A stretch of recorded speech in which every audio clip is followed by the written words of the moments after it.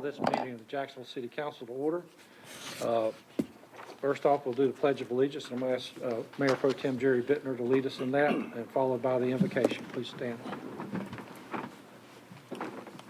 I pledge allegiance to the flag of the United States of America and to the republic for which it stands, one nation, under God, indivisible, with liberty and justice for all.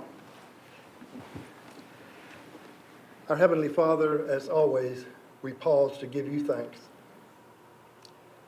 Thanks for this day. Thanks for life. Thanks for all the blessings and benefits you bestow upon us individually and as the city of Jacksonville. Tonight we pray that all people would seek your will in their daily lives and in their work, especially in how they treat each other with civility, with respect. We pray for all those who are suffering from COVID-19, the patients, the families. We pray for an end to this pandemic. We pray for our military who are serving us around the world, in Afghanistan, in a very dangerous situation, and we pray for their anxious families. And as always, we pray for our mayor and for our council, that your guidance and your direction would always be with them. This we ask in your holy name. Amen.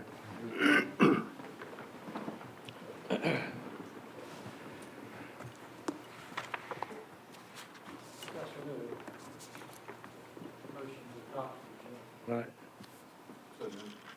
Second. Discussion. All those in favor signify by saying aye. Aye. All opposed. Okay, I have Mr. Carter's got some information. He's got a few slides he wants to present to us tonight.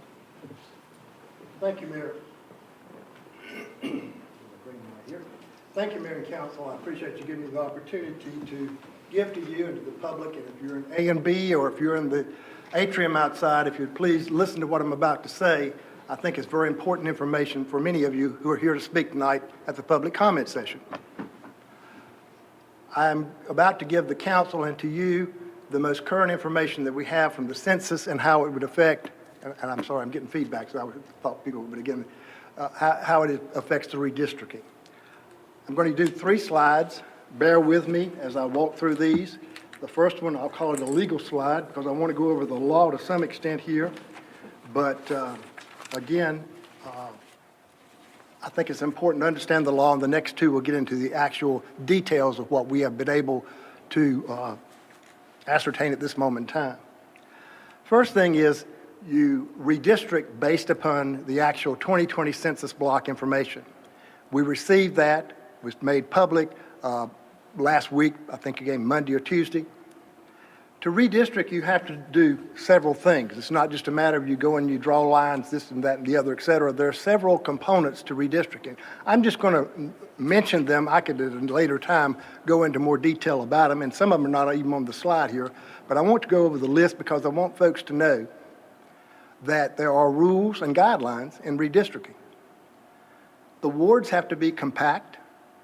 They have to be contiguous. They have to be logical. They have to minimize split election precincts. They should preserve communities of interest. They are to preserve the core of the existing wards, and they're supposed to avoid pitting one incumbent against another. And you're supposed to work as you go through this process with not splitting census blocks. And the information I'm about to give you, we've not split, or not me, but our GIS folks have not split census blocks. The goal is to have equal population. I'm going to give you the population here in a moment, and I'm going to tell you what an equal ward would look like. But the law allows you to have a 5% variation. It's called, when you have that, and we're going to talk about in a moment, wards are kept in substantial equality. And I don't have the clicker, but thank you, sir. This slide here tells you at the top there, and you know this already, many of you from the news, that our population was 72,723 from the 2020 census. We're bound by that. There's some things about that number we have some questions about, but we are really bound by that number.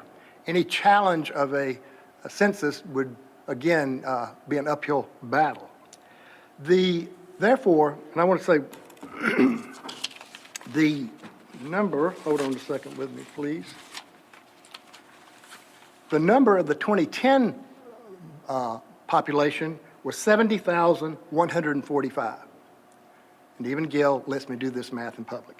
If you subtract that number from the 72,723 number, you will see that our population only grew by 2,578 persons. That's a 2.4 increase in population. We're 14th in the state, according to the census information. But if you take the 72,723 and you divide it by 4, and please check my math, I've had others do it already, you come up with 18,180 persons per ward. That's your perfect ward. One person, one vote per ward. Now, if you look at the next goal, the ward population, and again, this is the substantial equity number. If you take the 18,180 and you take and say, what is that times 5%? I think you'll find that 5% is 909 persons. Talking too fast, I feel like I need to slow down because we're doing math here in public. But if you take that 909 persons and you subtract it from 18,180, you come up with the ward minimum, 17,271. If you take that 909 and add it to 18,180, you come up with the ward maximum, 19,089. If the ward populations fall within those two numbers, and again, preliminary, but again, I think we're close to, one or two here, fall within those numbers, then that ward is in substantial compliance, and you are compliant with the law. Next slide. This is the preliminary data that we have gotten through our GIS office as far as taking the full census blocks and looking at them. These are the ward populations. These Ward 1, 2, 3, 4, they should add up to the figure of 72,723. Ward 1 has 19,386 persons. Ward 2 has 14,691 persons. Ward 3, 21,129, and Ward 4, 17,517. At the bottom of the page here, it talks about the things I've just talked about. Let me tell you what's really evidence from just looking at that. Ward 4, it is in substantial equity. It is legal as it sits today. Now, that doesn't mean we're not going to, or the committee or the council or whoever, because y'all, again, are the ultimate committee, aren't going to do some modifications there. But right now, Ward 4 doesn't have to be touched at all. Let's talk about Ward 1. Ward 1, if you do the math and you subtract the 19,089, the maximum size of a ward from ward's population, my number says you come up with 297. So Ward 1 is 297 persons larger than it should be to be in that substantial equity, that 5 plus or 5 minus percent. Ward 2 and 3 are the ones that give us pause as far as concerns. Ward 1 lost people. We haven't figured out why, but it did. Ward 2. Excuse me, Ward 2 lost people. Ward 3 gained persons. But this is how the numbers came out. We're double checking and so forth, but there will have to clearly be some redistricting between Ward 2 and Ward 3. I hope I have not gone through this too fast. I hope that it has been informative to you and to the public, especially those who are here to speak, because again, we're talking about the council at the end of the day having to redistrict these wards with a 2,500 population approximately, and you see where the numbers fall out. Again, Ward 4 is in compliance today. Ward 1 is over. Ward 2 and 3 clearly have to have some work on them. I'd be glad to try to answer any questions council may have. And we will come back again when the agenda item comes up, but I thought this information was pertinent enough to let the public know here to speak, however they want to speak about redistricting, to know what the numbers were at this moment in time that we have been able to ascertain. Mr. Carter, oh, Ward 2 and Ward 3 are contiguous, correct? That's correct, yes, sir. Yeah, they are contiguous. If no questions, I'm sure I'll be back up here in a little while. Thank you again for letting me do this, Mayor and Council. Mr. Carter? Yeah, one Yes, question. ma'am. Just for our public, can you define contiguous for us, please? To be contiguous, you can be separated by streets and streams, et cetera. You cannot be separated by other land masses. In other words, you couldn't have part of one ward in this section of town, that same ward over here being separated by another ward. They have to touch to be contiguous, except for the separations that I've talked about as far as rivers, streets, et cetera. Does that help? Okay, thank you. Thank you. Any other questions before he steps down? Okay. All right, now we got our first section of public comment for the evening. I've got several people that have signed up. I've got a couple of issues going on with this, and the first one will be Scott Haber of 999 New River Drive, and he's speaking in reference to Town Center.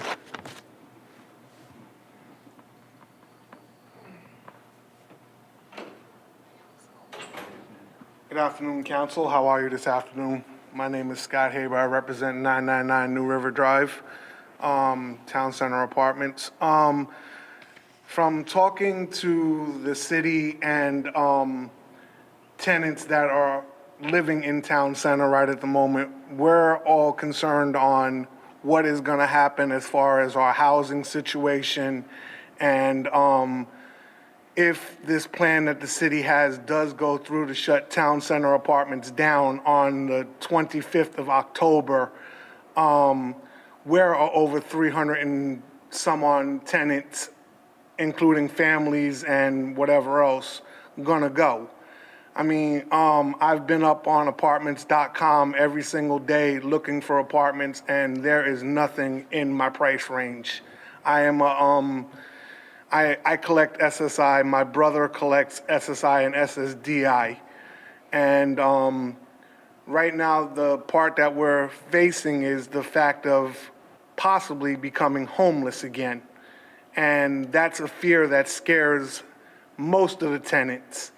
And our property manager, Jenny, who is not here tonight, but has sent a letter to the council and to the city. She's been fighting to represent Town Center Apartments. And basically, we just want to know what's going to happen as far as our housing situation. And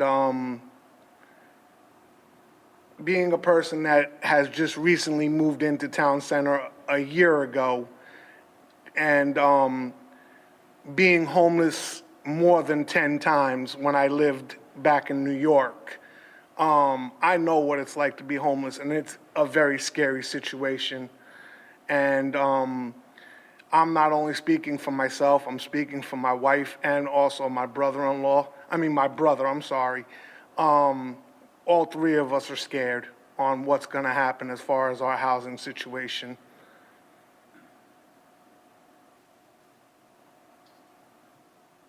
That's all I got.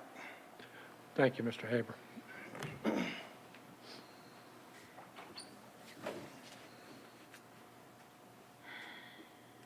Next, we have Justin Haber of the same address.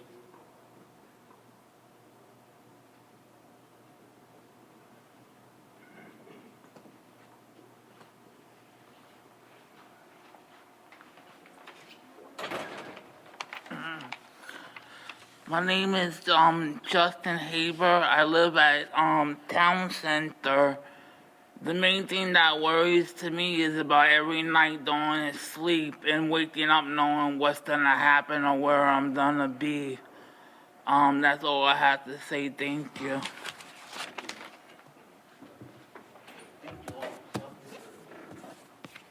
Edith Gary from 2228 Onslow Drive. Saying she's not going to go. Okay. She's not going to. Okay. Carmen Spicer, 59 Kerr Street.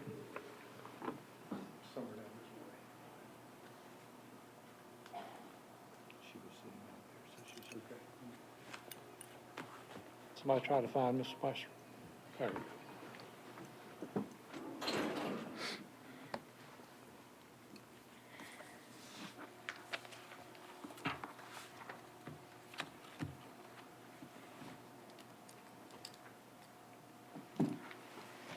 Good evening, Mayor. Good evening, council persons.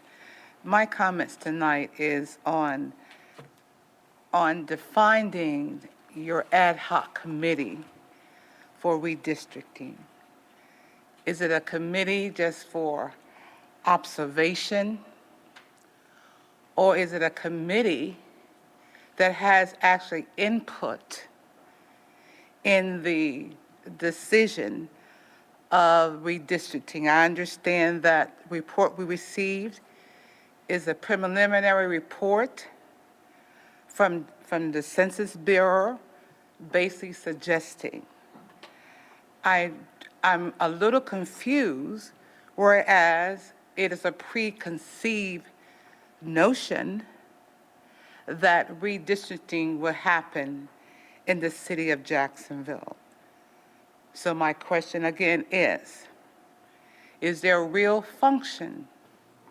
Let me answer your question, Ms. Spicer. I know where you're coming from because you probably saw my comment on Facebook, and I want to say right up front here that I did misspeak when I put that quote on there, but I was kind of trying to type and think at the same time. Sometimes that doesn't work very well, but the thing about it is the committee does have input into this process, as well as any citizen in Jacksonville, because there's going to be public information sessions that are held that people are going to be allowed to give input.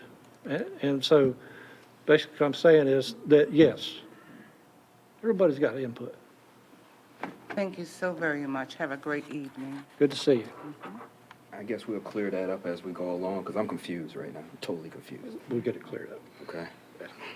It'll get cleared. We have Kiever Clark.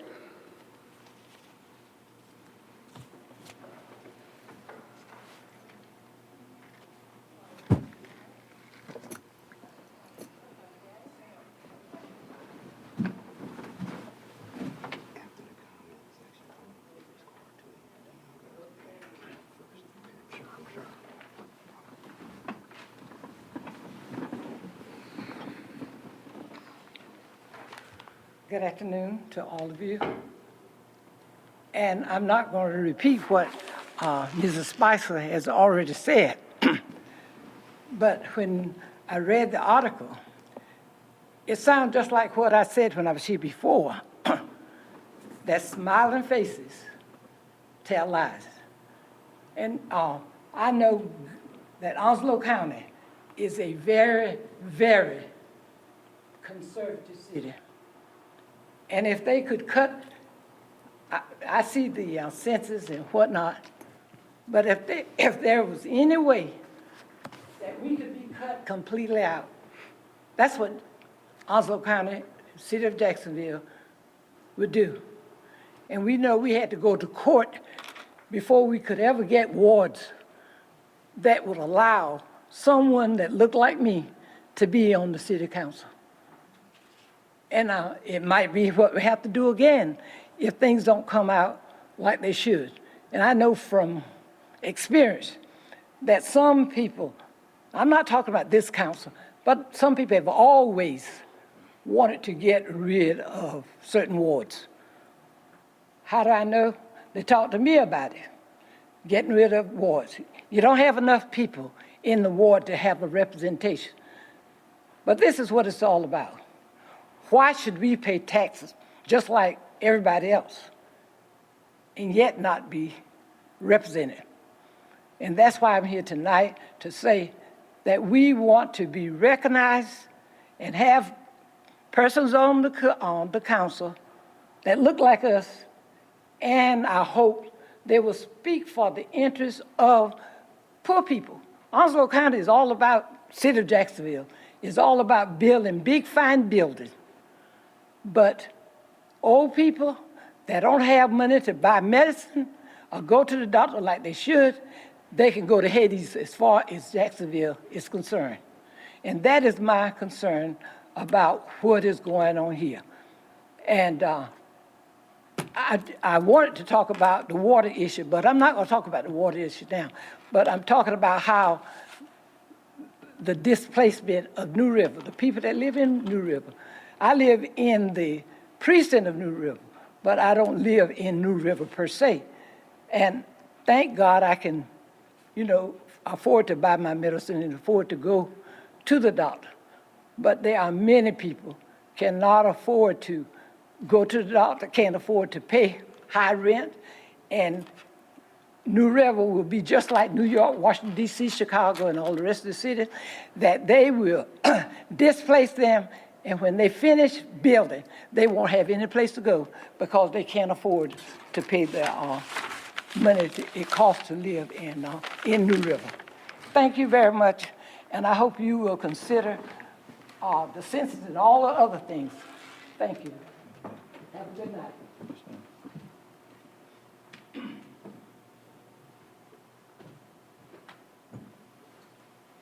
Hold on, just a minute before we call the next one. He's going to give a couple of cards to somebody.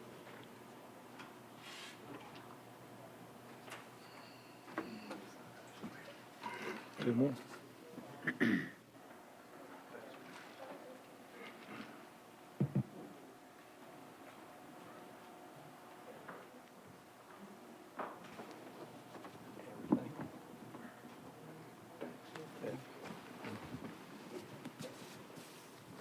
Okay, next we have Joe Mclaughlin, the speaker.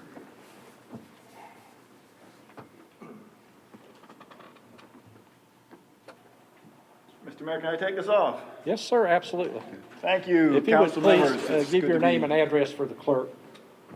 Joe McLaughlin, 201 Hampshire Place. Mr. Bittner is my representative. Thank you for my 2.5 minutes. So I'm here to encourage you to relook your composition of your redistricting committee. We have a sclerotic problem in our election system in Jacksonville. We went to a ward system many years ago to address a fundamental injustice, and that was for the good. That was 30 years ago. Since that time, I am very proud that we've had a rich history of people of all colors to be elected to office in Onslow County and Jacksonville, starting with Paul Hardison, Margaret Brown, Carol Jones, most recently Bill Lanier, Melissa Oakley. So I reject any election system that has a presumption that the people of Onslow County and Jacksonville cannot elect a person of color is completely ridiculous. And so as you go about this process, look inside. Most of the members on this council don't get challenged. We went to 4 years from 2. That's a hard jump for a lot of people who don't know what they're getting into. We're nonpartisan, so the party structures aren't really in place to help a person. And so we have sclerosis where in a recent election, one ward was elected with 88 votes, while across town in another ward, he's got to get 1,000. The ratios are terrible. They get worse if you're running at large. We have a sclerotic system. And so the reason I'm here is because the process that we're embarking upon to redraw the wards, and if I read between the good council's math, and I trust his numbers, the numbers add up, but the answer is still the same. It's sclerosis. We're going to shift a little from 2 to 3 or vice versa and call it a day, and everyone's happy. The problem is we haven't addressed the underlying problem, which is a system that is not healthy for our democracy. And then finally, the people that you put on the list, many of them are accomplished. I know most of them pretty well, but it's a Democrat dream team. 7 members. You each got to pick one person. How'd we end up with 1 Republican? Thank you, Representative Bittner. The rest of them are either a Democrat or tend to vote in an unaffiliated ballot. So if you're true to your convictions and you believe in your people, why not have a committee that's going to redraw the map that looks like the underlying electorate? Thank you for what you do. I know it's an extra burden to take the task that you have. This is a critical project, and I wish you all well. Thank you.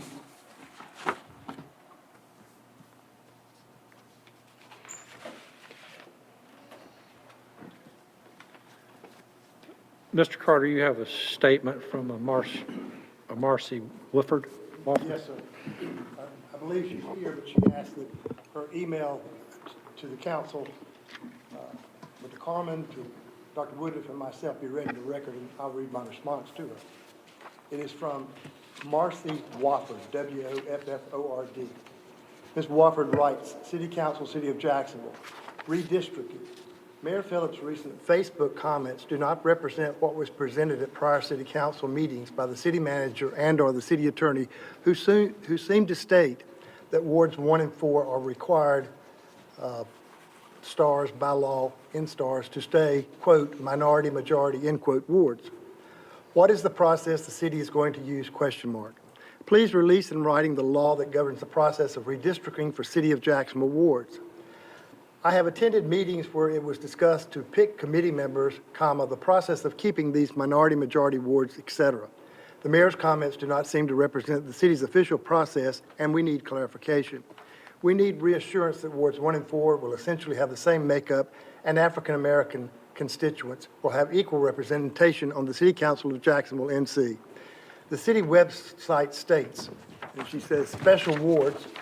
Jacksonville has benefited from having 2 special minority-majority wards, wards 1 and 4, which help to leverage minority votes to help provide representation on the City Council. Redistricting, Jacksonville NC official website. I restate my emphatic insistence that wards 1 and 4 remain compliant with the Civil Rights Act and ensure minority and majority representation. Respectfully submitted, Marcia Wofford, 111 Robin Hood Drive, Jacksonville, NC. I responded to Ms. Wofford as follows.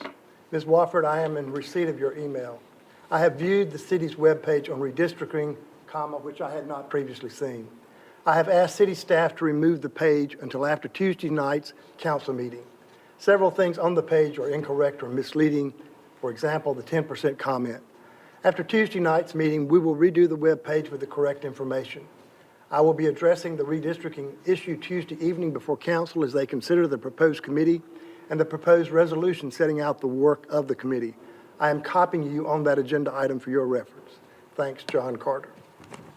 Mr. Mayor, may I also take a moment to address New River? Okay. Many of you have lived here your entire life, and you know that New River apartments are not new. At one point, my recollection is there were 702 units in New River. Now today they're called Town Center, but in the 11 years that I've been here, there have been 5, if not 6, owners of that complex.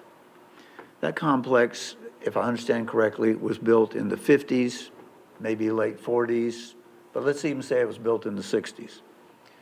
Those units are now, by anybody's math, 60 to 70 years old. What we can tell you is that over time, we have had more tenants call on inspection complaints in that complex than literally all other apartment complexes in Jacksonville combined. Currently, the units themselves are constructed in a series of buildings. It's not, obviously, as you know because you've been there, it's not one building. It's a series of buildings.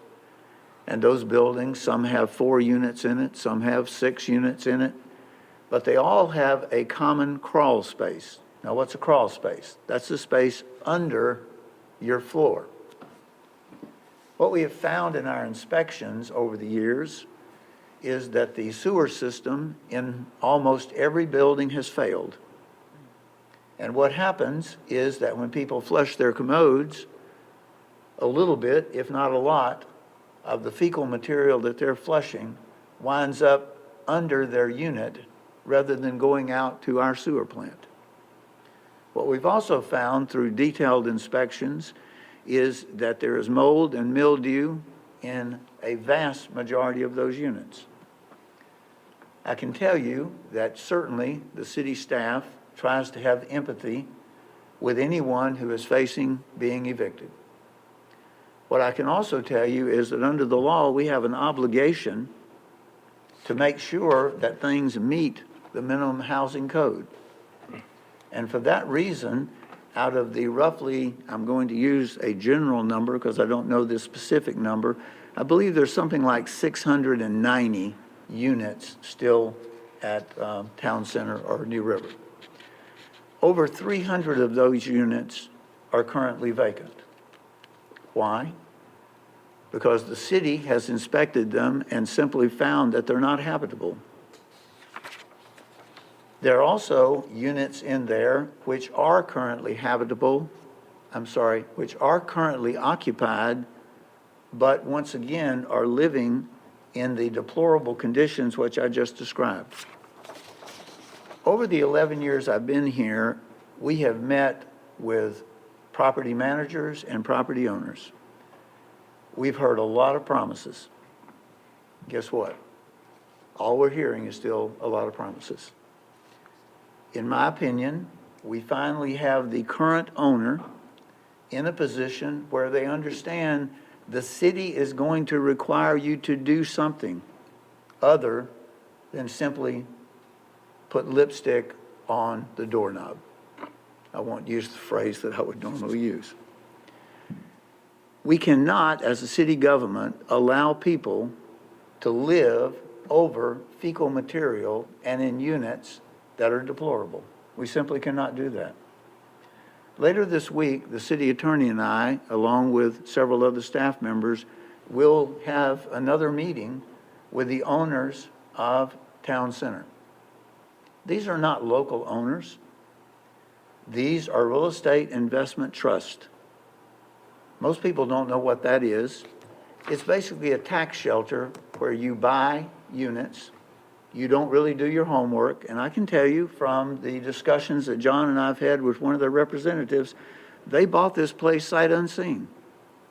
They had no idea what they were buying. All they bought was a portfolio. They bought a pro forma that said they could have tax write-offs. That's all it was to them. It wasn't a place that housed people. It was a financial investment. That's all it was. This city has got to put its foot down, and your staff has put its foot down and said, no more. This is not about building condos and luxury houses. This is about forcing someone to take the responsibility to actually finally do the right thing and either tear all these units down and build quality, affordable housing, or to invest literally $40,000 to $50,000 each unit to make them habitable to the standards that any of us would want any of these people who've come tonight to have to live in. I don't know the final outcome. I'm certainly not prepared tonight to say that the notices that we've given Town Center are in any way going to be modified. But I do know this. Without holding firm and forcing the owners to do something, it is not fair to the people who are now living in these conditions to continue to pay rent and live there. When you pay rent, you're supposed to be getting something that is safe, something that meets the housing code, something that is in fact habitable. In my opinion, these people are currently paying rent that does not buy for them what they are renting for. So to the people outside, we don't have an answer tonight. I don't know that there's going to be any good news at the end of this journey. We would certainly hope we can avoid displacing anyone, because I have to agree, even living in a bad place is better than living on the street. All I ask them to do is stay the course. Let us try to keep them informed. But I will also say to you, unless you direct otherwise, as the manager and as the city attorney, we're going to stay the course to force something positive to happen at Town Center Apartments. Do you have any questions? How did you come to the 40,000 per unit figure? That was actually by one of the one of the owners who actually brought in a contractor to estimate the amount of damage and the amount of work that was needed on each unit. That was not a city-derived number. That was a number derived by a private contractor who was hired by the owners of New River Apartments. And Mr. Thomas, you know construction well enough. For that amount of money, you can basically rebuild the entire thing. You could build brand new. The problem is, again, Nobody wants to spend money. Everybody who's ever owned that, they're interested in one thing, Making money. tax write-offs. They're interested in their own pocketbook. I believe, Mr. Jackson, you had a question. Dr. Woodruff, when you have that meeting, I would like to attend if possible, okay? We will see. You let me know. Normally, we do not invite individual council members unless we invite all, but we will And if- I consider mean, that. I'm good with all that invitation to all, but, It is also a meeting with their attorney, which I don't know that. okay. If You you can would- ask, if I can't, that's fine, okay?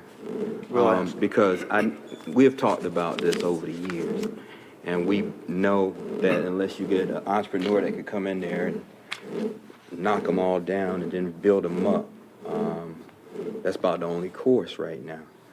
With that being said, I know we need to go further in conversation. Like you said, they need to stay the course. Because we don't want to have we have homeless issue here. We do.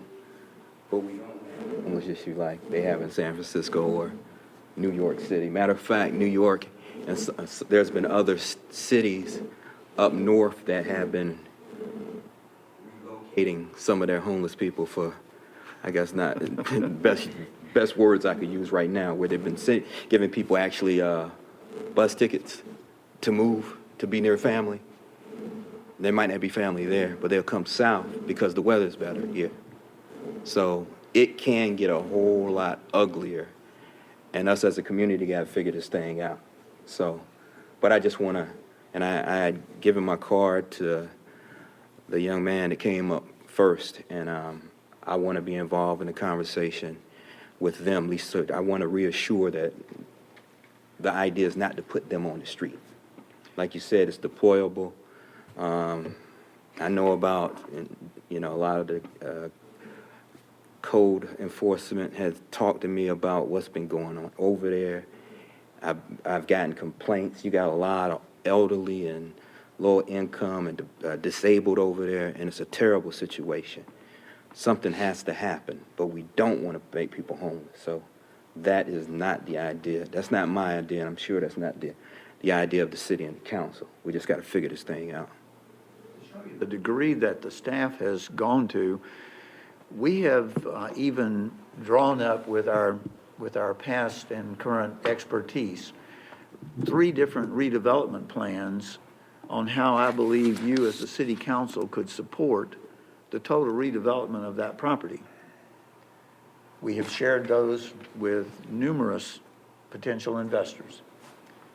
We have shared those with the current owner. To date, it seems that, again, none of them are interested in new.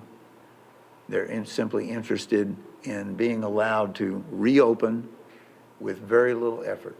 I hope that our meeting later this week will show us some progress.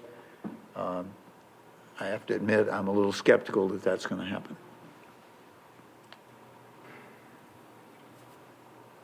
Thank you. Any other? Let's continue with our public comment. We still have 2 speakers left. I have Owen Hills of 103 King Street. He wants to speak on the redistricting.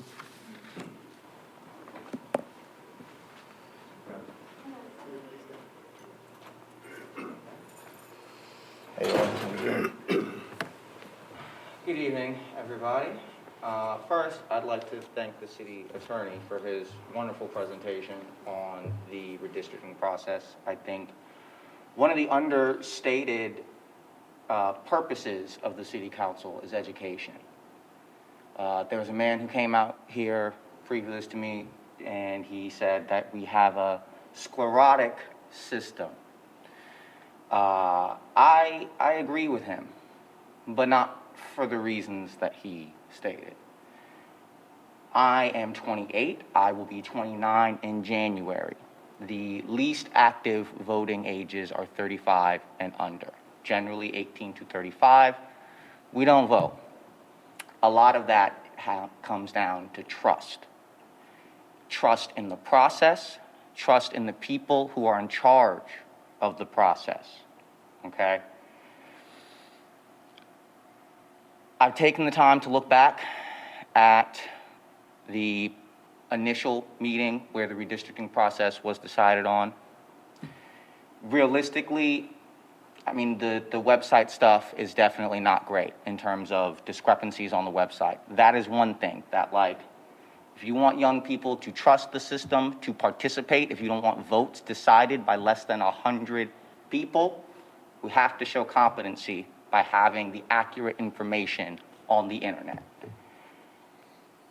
Secondly, it's no secret that we live in a polarized and divided time. And what that means is that people with power must be careful and responsible with their words. In addition to not voting very often, people my age and younger tend to not appreciate conservatism, okay? Regardless of how I feel about that, we have to understand that if you want people to trust that there will be a fair process, you cannot say, I have a very strong ideological commitment, and so do the rest of the people on this body. People intuitively understand that this is a red versus blue type of thing, whether you call it conservatism or republicanism, whether you call it progressivism or the Democratic Party. Those words are not going to help fix the real problem with our system, which is trust that there is a point. Trust that there is a point in participating. If the elected leaders are saying that I and the rest of this body have a pre-commitment to an ideology, we gotta not be saying that kind of thing in public, at least, I guess is what I'm saying. So again, thank you for doing your part to educate the people of Jacksonville. Thank you all for the work that you do. And let's just be a little more careful and try a little harder to present competence to the young people of Jacksonville, who will hopefully one day sit where you're sitting. My time is long over. Forgive me. Thank you, guys. Yes. Okay. I can't hear you. I'm sorry. What's that? Or to voting for you one day. Oh, thank you. Well, you know, maybe. But I think communication is one of the best things that we can do. I And agree. you have to 100%. And educate I'm in gonna order keep- to listen to each other so we can communicate. But Yes. I really appreciate your words, and I'm sure the rest of us do too. Absolutely. All right? Thank you. Thank you, guys. All right, I have Felicia Benson, 378 Eastwood Drive, and she says everything. Okay, let's see what everything is.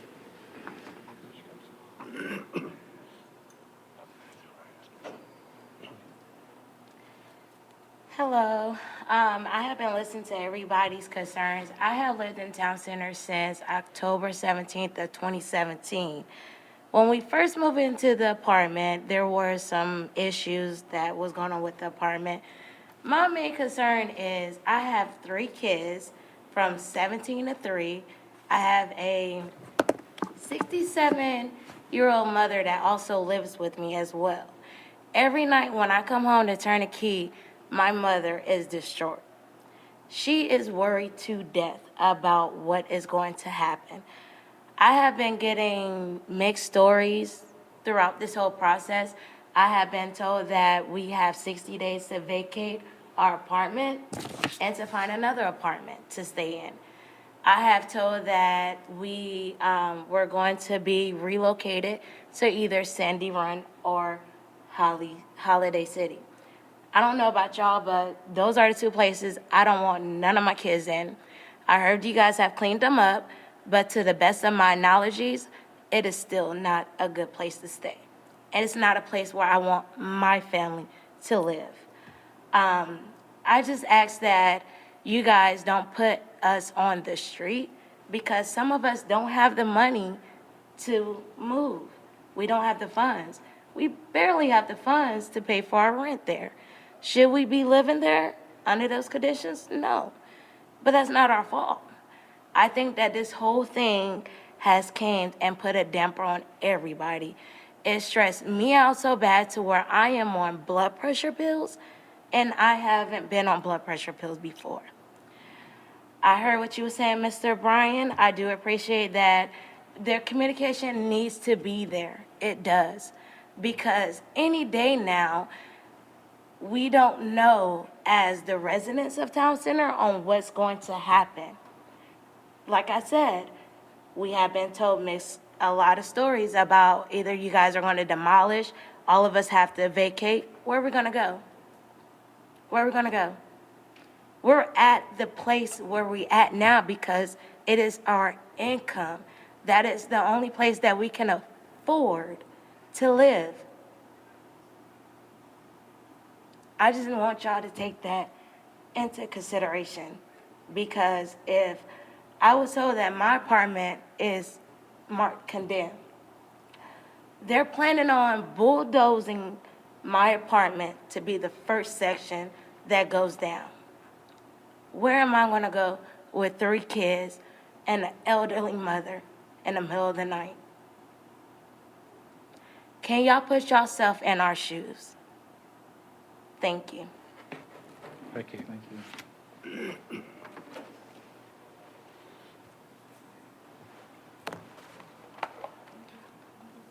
Okay.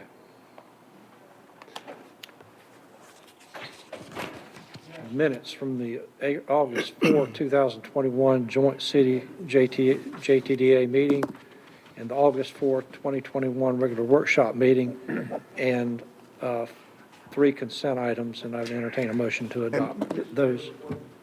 We added to that motion, we missed it at the beginning, but the closed session, we do not have information. We'd like to delete that. And the council could certainly consider us if we do have folks that spoke and did not speak on item number 9. If you want to move that up, but that's up to council. But again, clearly the closed session needs to come off at some point in time. Amendment. Okay, you say there's more people? I'm sorry. You say more people? There are other people who came who did not speak on that issue, yes. Okay, so we can, if that's With the amendment agreeable. of the agenda, you could move that up above the other items so these folks could go home after you make that decision. If Okay. you want to do that and So accommodate we them. just amend the agenda to Yes, do sir. that? By Okay, moving motion. 9 up to prior to the public hearings and by deleting the closed session in the motion that someone's going to make here in a moment, hopefully. Somebody make that motion, please. Moving 9 up to the first item after consent items. Move for adoption of the consent agenda in the minutes and moving item number 9 to in front of item 6. Is it in closed session? And deleting the closed session. And deleting the closed session. Any discussion? Here none, all in favor, signify by saying aye. Aye. All opposed? So I had do we vote on the minutes? Okay. Okay. All right. That was confusing. All right. Consent items, minutes, moving item 9 up before 6. So you're going to go ahead and do item 4 Right. and item 5 as these public hearings. And then we'll move 9 before 6 and delete the closed session. That's the way I understood the motion. I got it. Okay. So, We're getting the planning staff in right now, sir. okay. So we got the item number 4 on the agenda. This is the public hearing, is quasi judicial for a special permit and Site 3 site plan at 820 Barnes Street. And Jeremy Smith will be presenting this item to us. At this time, I'm going to recess the regular council meeting and open up the public hearing in this matter.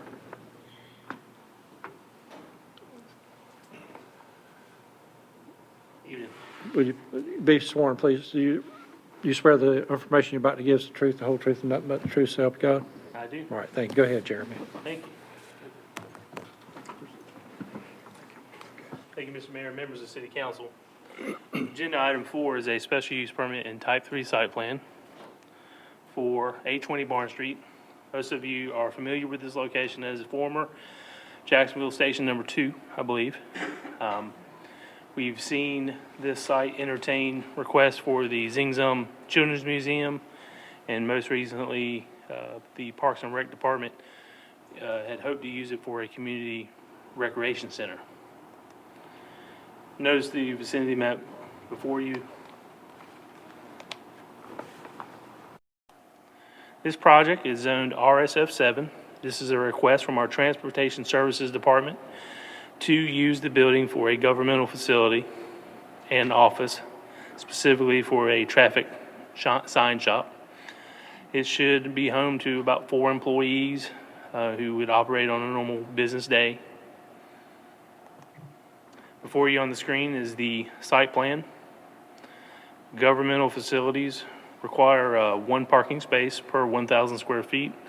As such, they're proposing 4 spots that will be within an enclosed fenced-in area in the rear of the site. It'll be a white vinyl fence.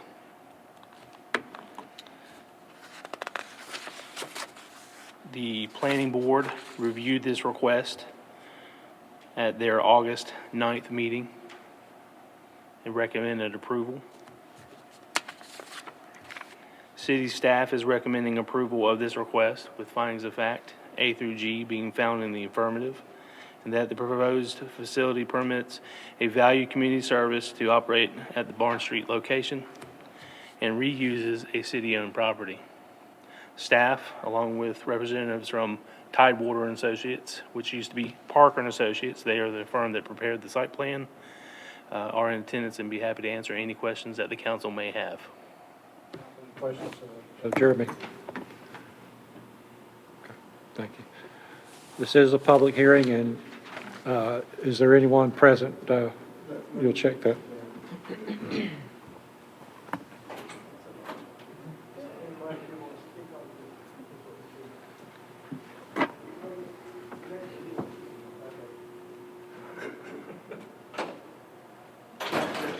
No one there. Anthony said he checked in A and B, and there was no one that he saw them to speak. A and B is clear? Yes, sir. I did have one resident call me, but he wanted to come speak in favor of it, but I've not seen him this evening. Okay. That's Mr. Plume that lives down the street. Seeing none, I'm going to close the public hearing in this matter. Council, you've been asked to consider the proposed request here for the Site 3, or the special use permits Type 3 site plan. Recommend approval of the special use permit and type 3 site plan based on the findings of facts A through G being found in the affirmative. Second. We have a motion and a second. Is there any further discussion on this matter? Hearing none, all in favor signify by saying aye. Aye. All opposed, motion carries. That brings us to item number 5 on the agenda, and this is a rezoning request for a residential single-family, 20 residential multifamily high-density from RMF HD to corridor commercial at 2460 Gum Branch Road and 6930 Western Boulevard. Jeremy's going to present this item. And Thank you, Mr. Mayor, members of the council. Nice to be back. This is two properties owned by River Life Incorporated, River Life Church, located at 2460 Gum Branch. This is the aerial photography of the 2 parcels. The larger parcel is 35.5 acres approximately, and the smaller is 11.5. It was part of the original larger acreage at one time, but the church has since split it off. Current zoning has them both split zoned, corridor commercial and residential multifamily high density. The church is looking to sell the parcel on Western Boulevard, and with it being split zone makes it difficult for a prospective developer to utilize the entire property, as part of it is dedicated to the residential.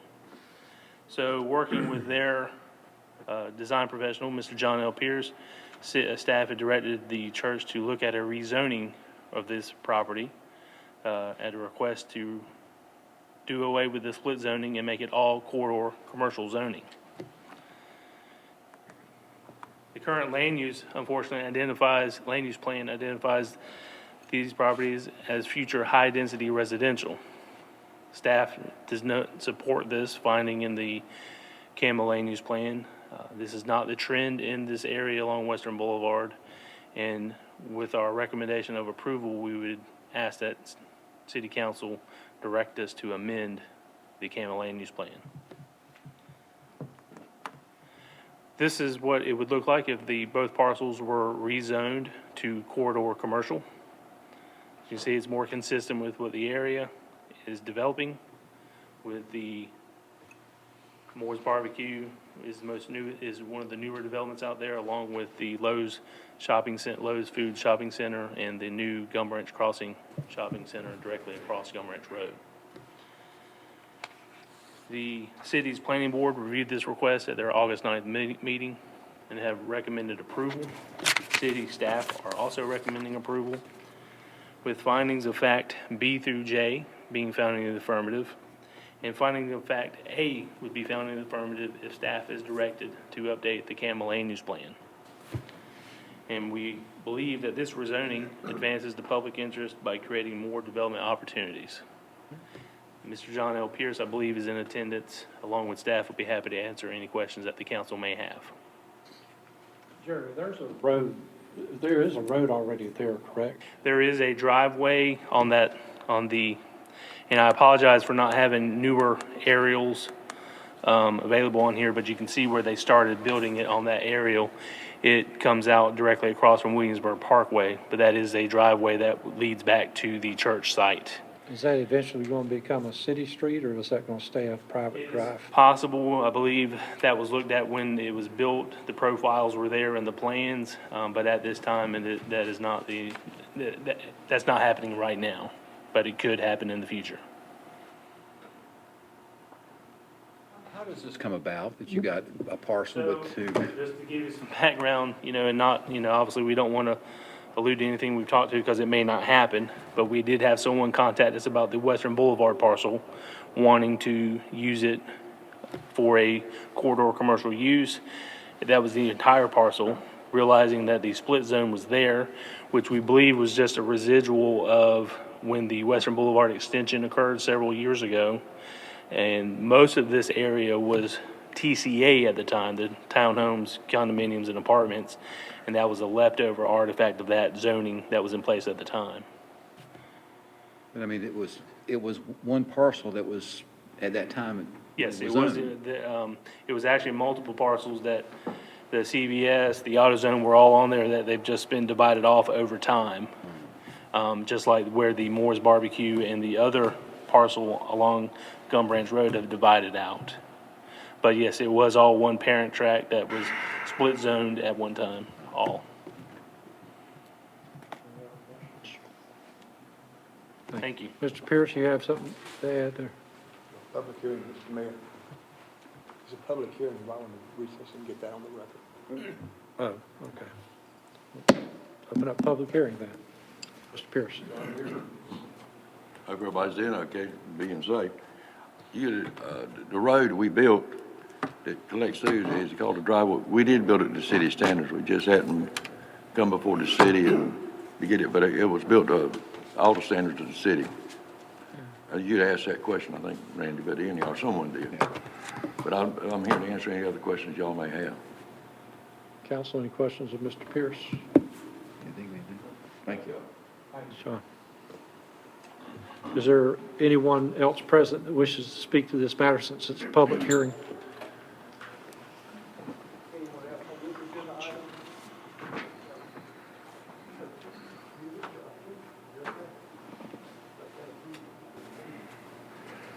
No one else, sir. Nobody else? Joe don't know item here, but he's fine because you approved it. That was item number 4. Okay. We'll go ahead and close the public hearing on this matter. Councilor, you've been asked to consider the proposed request for the rezoning.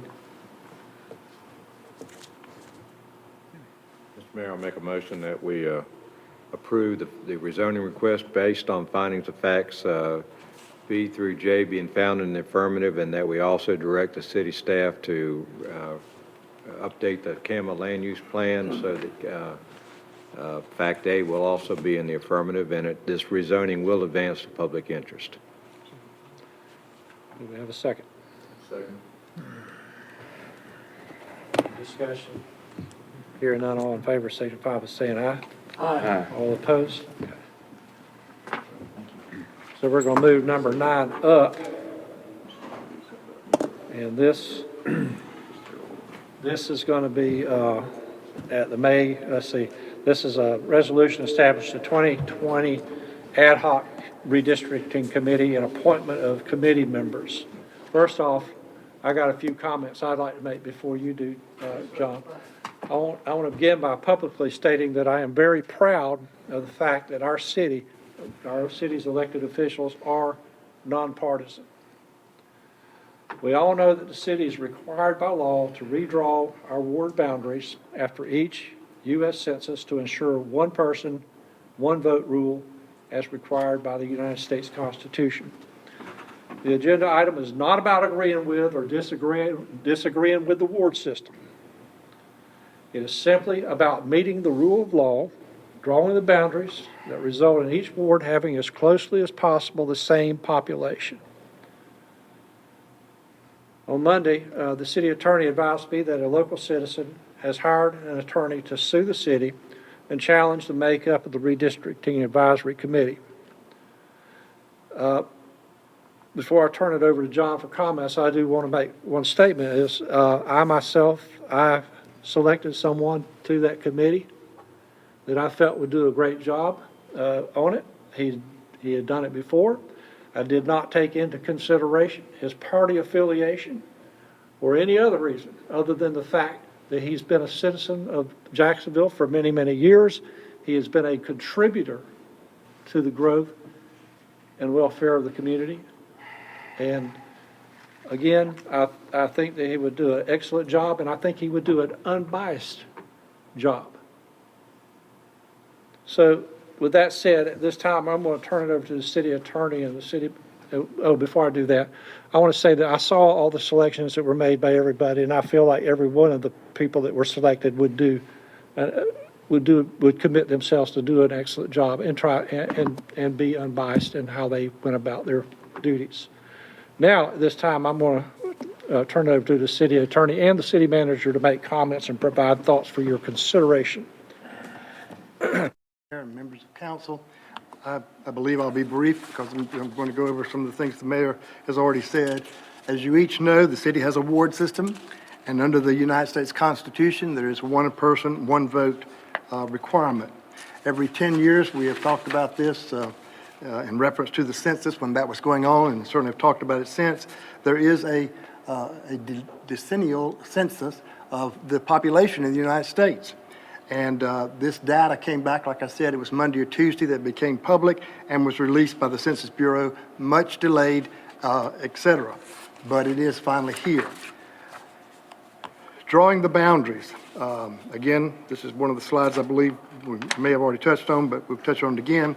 We have to use the 2020 census block data, which we have at this time, and the information that I gave you prior to the public comment session was based upon that. I've talked to you about compactness, contiguousness, and logical delineations, as well as several other guidelines that have to be taken into consideration in doing a redistricting. I've talked to you about the plus and the minus 5%, which is, in the words of the law, having substantial equality as far as the districts are concerned. These are the slides we went through earlier. The population again, 72,723. The numbers again is from this 2010 census. That's 2,578 more than it was at that time. 4 wards equal 18,180 per ward to be a perfect situation. But again, we know that's not usually ascertainable. The ward population here, I'll give you the minimum and the maximum based upon that 5% plus or 5% minus. We went over this slide telling you what the wards were based upon the 2020 census data, based upon, again, not splitting any census blocks or anything. This is how the breakout came. We've talked about, again, Ward 4 being in compliance between that minimum and maximum deviation that is allowed. Ward 1 having to come down about 299 persons. Ward 2 and 3 needing some significant improvement as far as redistricting there, which would have to be gotten into. Redistricting, of course, is established by North Carolina and federal law. If you'll recall, the state statute that was passed by the legislature a while back basically says that, I think it's by November 12th, we have to turn over or tell the Board of Elections, it says, whether we're going to be able to meet that November 17th deadline that is turning the information over to them so you can begin that first period of filing, which as stated here was going to be from December 6th through December the 17th. If not, as you recall, you could tell them you needed a 30-day grace period, and the information wasn't due until December 17th, and that would put the filing a much shorter period of time from January 3rd to January the 7th. But those are the times there. The election, whichever the filing period is, would occur on March 8th, 2022, and as we've been over before, I think there's of the different wards, whether the two at large, and two ward members, and Mr. Sosa in Ward 3 would be running again for the unexpired term of Mr. Lazaro. This is what the city staff has been up to. The city staff has been working very hard. We have done, as you can hopefully see tonight, and it's not John, it is your senior GIS analyst. Her name is Angelia, spelled the same as Dr. Washington, except that she actually is called Angelia, not Angela, as Dr. Washington is called, and it's Hogapathan or Hogapin. I messed that up. No, but and she will introduce herself to the council and to any committee you may establish and give you her credentials, but we have been most impressed. She is a new addition to the staff. It's not the person that worked on this back in 2010, but again, she has done detailed analysis so far and given the information that I've shared with you. We have, again, as you've seen here, haven't drafted ward boundaries, but that would be part of staff's obligation. What we perceive in the way this would be done is that whether it's a committee or no committee or whatever, that we would do this just like Richard and Ron do your budget deliberations. You had budget meetings every Tuesday for X number of months. Data was presented to you so that when there came the time, you had a public hearing and you adopted the budget. But that wasn't a one-time event. This would begin with the staff, myself, Angelia, and others making presentations to the whole public, because this would be broadcast on G10. It would be available on Facebook and other social media sites, and we could receive back through Facebook comments of questions and things. And again, like your budget deliberations, like Richard has done many times, he's taken notes. I don't know the answer to that right now, but we'll get back with you next time we meet. Again, the same kind of protocol there. We envision following that same kind of deal, where we actually take the data and so forth and present to everyone, the public and everyone else. We present to them boundary options. And we hope to have 2 or 3 of those. Again, based upon the information that I've shared with you tonight, I believe we can certainly do that and so forth, and explain to the public how these proposals and different options come up to be. Then the committee work would again review the census data and analysis that's done by staff. They would review the ward boundary options. They would work, and we would all work toward public education, just again, as we've done this evening. Hopefully it's been an educational process for you, for the folks that came out, and for folks at home, as far as, what we know at this moment in time as far as the census data. And we would recommend a solution, again, so as to follow the law there. Now, the mayor mentioned, and I have shared with, let me say two things.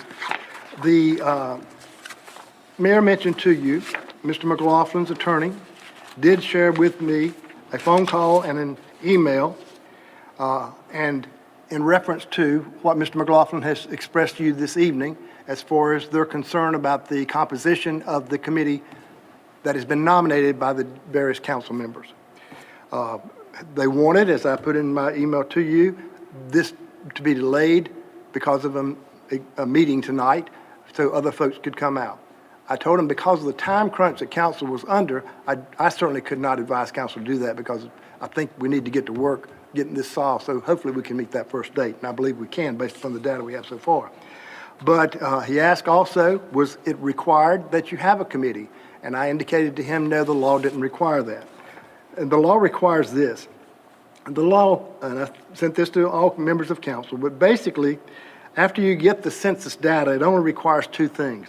One is that there be an opportunity for public input. We have talked as far as staff and staff likes, and many of you who work with DOT know how they run that. They have different stations to show different projects when they have a public hearing and folks come and ask questions of different folks to maybe possibly do it that way as far as the public input. So they could say, well, this is proposed Ward 1 in this fashion, and this fashion. Tell me why you drew this one this way. And again, have an interchange dialogue with your citizenry when they were to come out and to answer questions on that. Again, conversation, education, all a part of it. But the statute requires that, one public input session, plus it requires one public hearing before you as the council adopt it. And you are the body that has been obligated and given that responsibility to draw the district lines as indicated. Give me a second, because I'm going to turn this over, I think, at this time, to Dr. Woodruff, who wants to talk about possible recommendations. But let me start, anyone, yes, we have a question. Mr. Jackson.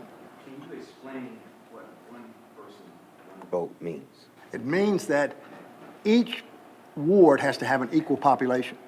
So there's, each ward therefore has the same number of votes in it, theoretically. Now, I know that population doesn't mean that you've gotten to the voting age, but again, this is the way the law is written, that goes by population. And you have that ability, the 18,000, you know, the number I gave you as far as the equal, you have that ability to deviate it 5% above or 5% below. That's why we've indicated so far that looking at the numbers, Ward 4 is within that deviation that is acceptable. But again, that's what it means. You have to have equal population in each ward. Only deviation can be the plus or minus 5%. Because a lot of times people don't understand that it means population. Yes, sir, population, You know, I'm sorry. it doesn't mean that people actually are voting out of that population. Oh, no, sir. It talks about, it should representation, the amount of people that you can represent based on the population. Yes, sir. All right, thank you now. Okay. Any other questions before I turn this over to Dr. Woodruff? Thank you, John. When you look at the redistricting work, I think you have several options. One is to have the staff do the work and a citizens committee, which you're certainly considering tonight. And then the city council will be the adoption body. The city council is required to adopt the redistricting plan. An advisory committee is strictly advisory. The second option is to have the staff do the work with the city council as the committee, and then, obviously, the city council would adopt it. You may not agree with this, but I'm going to talk to you about moving forward. I think you should go ahead and implement option 2. And let me tell you why. At the end of the day, you as city council members are the ones who are elected. You as the city council members are the ones who are going to be held responsible for it. Also, this is suddenly, for a reason which I cannot understand, has become politicized. Why take 7 citizens who are good citizens, regardless of what their party affiliation is, and then and ask them to go through a process that suddenly has become political? One of the things we prided ourselves on in this city is being nonpartisan. You are the elected officials. Why ask 7 good citizens to step into the middle of this? Why not just say, look, the law says it's our responsibility, we're going to take that responsibility. All redistricting meetings would then occur weekly. We have to get on with this work. They're all going to be held right here in this chamber. They're all going to be broadcast live on G10 and all the other social medias that we have, which I certainly don't know how to use. Council will then hear directly all information from the staff, and council will hear directly all public comments. None of it's going to be synthesized. None of it's going to be in any way tailored. You're going to be right there live and in person. The other part is what? Public trust. One of the things that the mayor and the council have prided themselves on over the years is building public trust. And unfortunately, politics gets in the way of public trust. The people elected you because they trust you. You have kept the city staff because you trust us.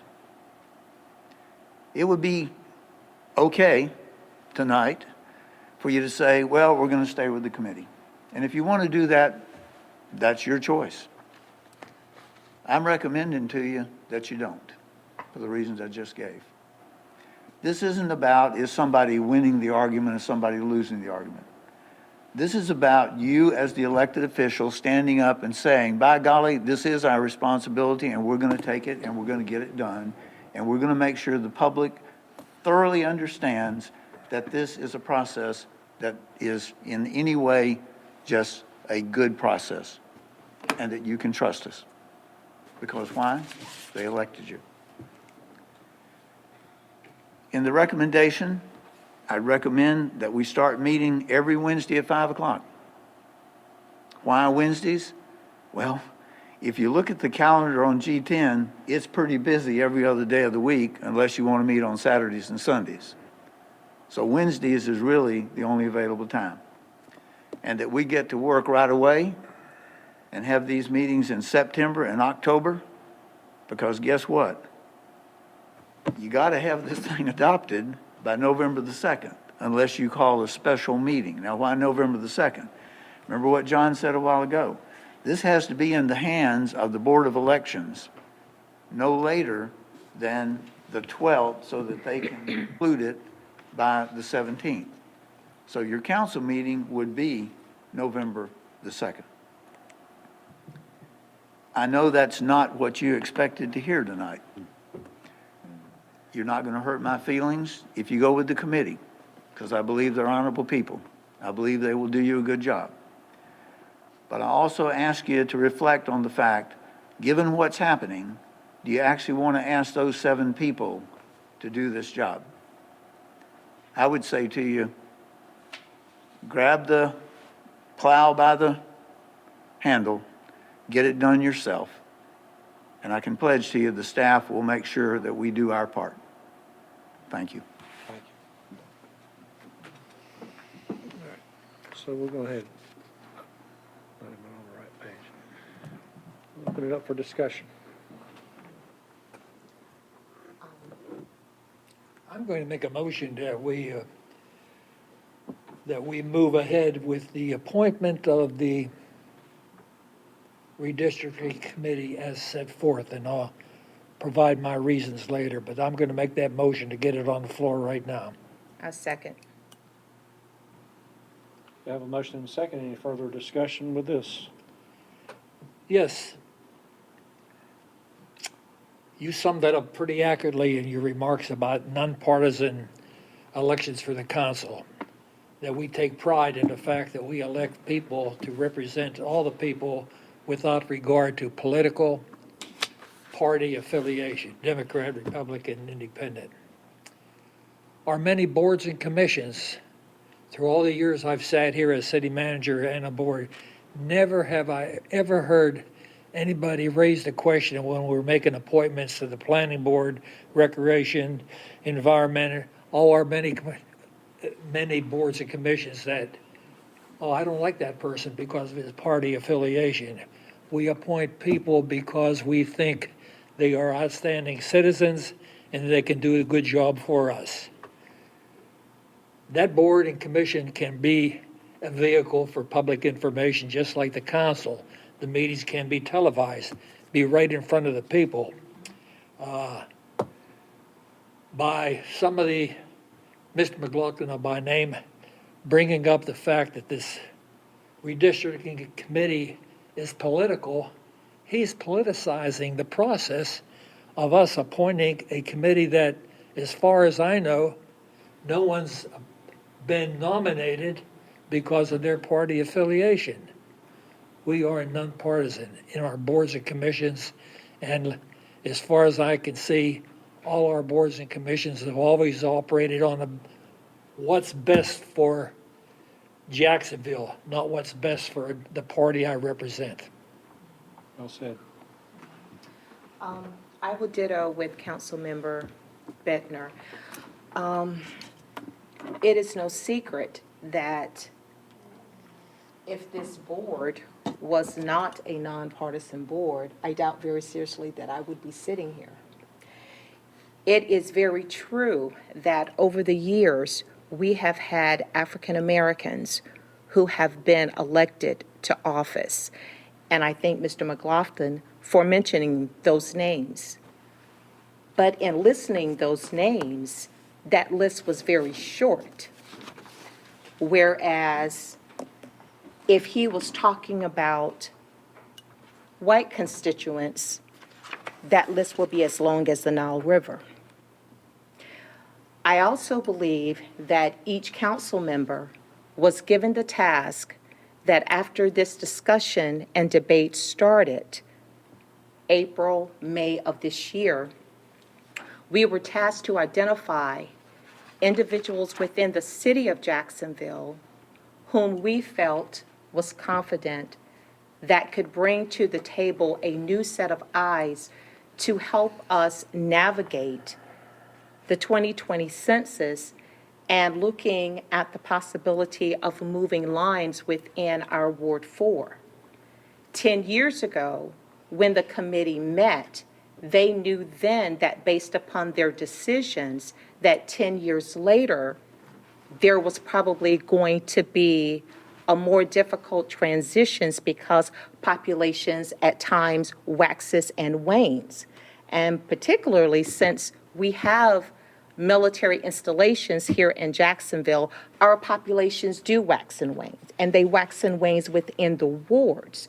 So even with the committee and their tenacity and what they did in 2010, that committee did an outstanding job that at the end of the day, to preserve the right that all 4 wards would have representation. And in particular for wards 1 and for wards 4, to have a minority representation, which was often denied in the city of Jacksonville.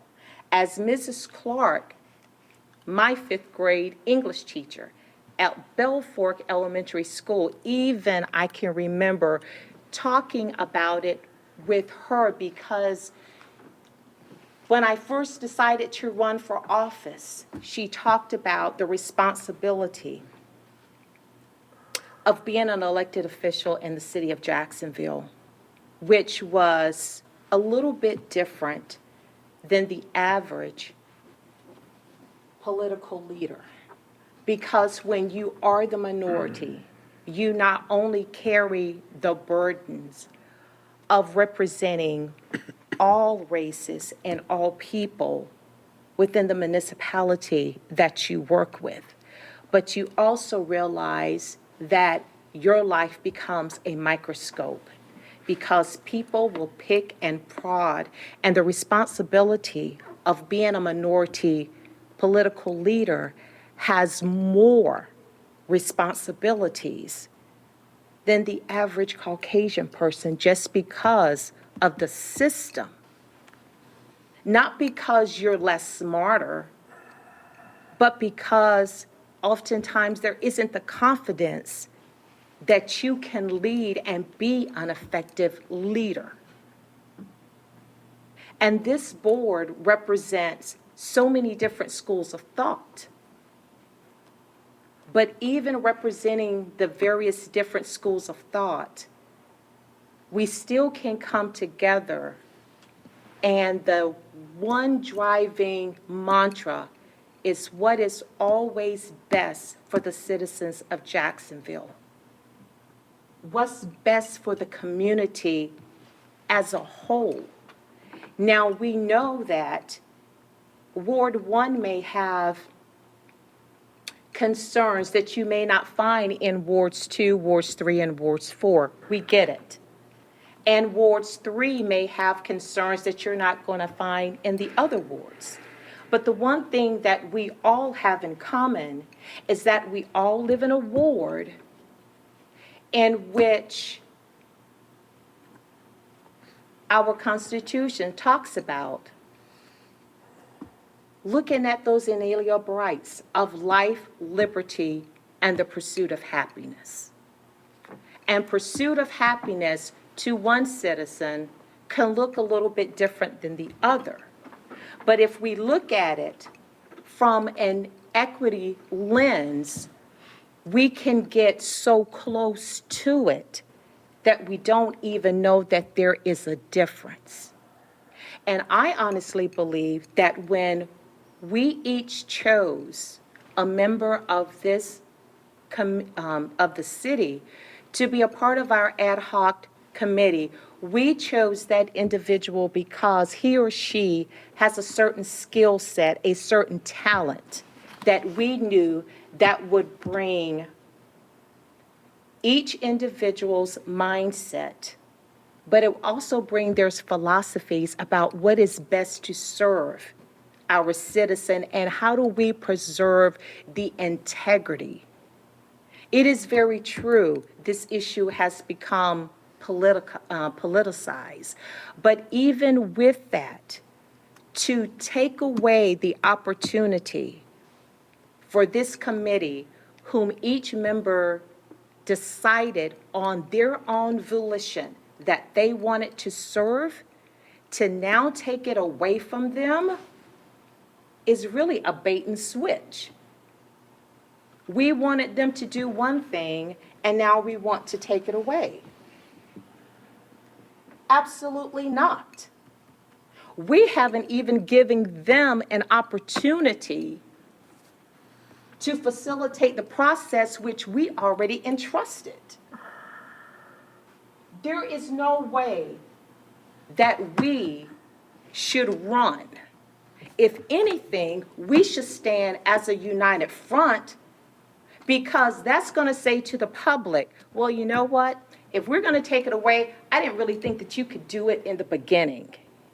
And that is going to set a bad precedence. That's going to leave a bad taste in someone's mouth.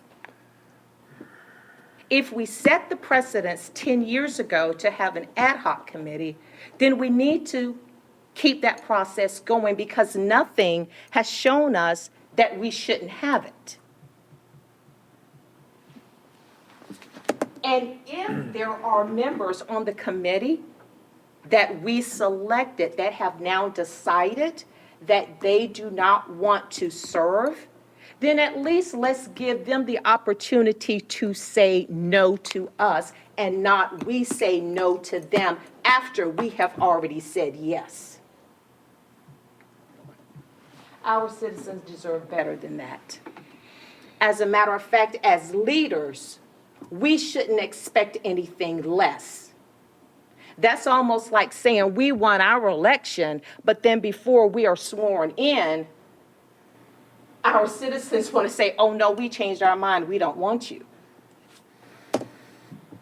We need to give our citizens, and we need to give the process an opportunity to work. And taking it away from them, that is not the solution. We don't run and hide. That is not what we're going to do. And if they decline and decrease in numbers, we don't need to add any more numbers. We'll just continue to move forward. I have to say kudos to both of my fellow council persons for those wise words, very wise words. A lot of things was flying around on the internet, and there were things that were said to be misspoken. I was not looking forward to this meeting tonight. I really wasn't, because I thought we would see the worst of the worst out here. I agree that we should continue to go forward with this ad hoc committee. I think Attorney Carter, even I think on the state level, you could draw your own maps and send them in to the legislature, can't you? I'm sorry, I don't understand the question. To draw maps from the public, people with public input, could actually draw maps and send them into the legislature? Anybody could give their input is what I'm saying, basically. Anyone can give input, but they're not the authorized. They're not authorized, but they can, just like in this case, we're gonna have to authorize it, correct? The council will have to approve the Right. redistricting Well, plan. but Yes, sir. what I'm saying is that anybody can give input. Oh, yes, sir. Anybody can give input. So that is an open possibility. You know, that everybody need to understand that anybody can give input. Like Dr. Washington said earlier, there are issues in Ward 1 that are not issues in, for the greater whole of other wards. You've seen that tonight, which happened in what we used to call the New River area. That's very disturbing that we're talking about possibly 600 something families get pushed out of an area and actually face homelessness. This is stuff I go to sleep with or don't sleep with every night. Everybody don't have to deal with those issues in their particular wards because you have the ears of different people. And it's unfortunate in some cases we can't share those problems because some lack the understanding there because you don't see it all the time. But I do know in cases we can come together and have those conversations that you do get the understanding. Diverse ideas, as Dr. Washington eloquently said. I always say I represent, but it's not me the people, it's not he the people or she the people, it's we the people. And we chose this group, and they're representative of our community.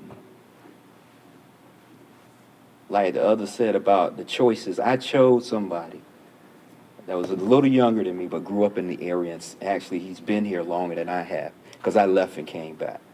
I didn't think about his race. I didn't think about political affiliation. I know he loves Jacksonville, and he's shown his love with being involved with the organizations dealing with our children. That's what I was thinking of when I made the decision. I support going forward with this group. I don't want to move in fear or concern about what others think or what they might do. I know in this skin I've been living in all my life, what was mentioned earlier, things aren't gone away. Matter of fact, they've gotten worse.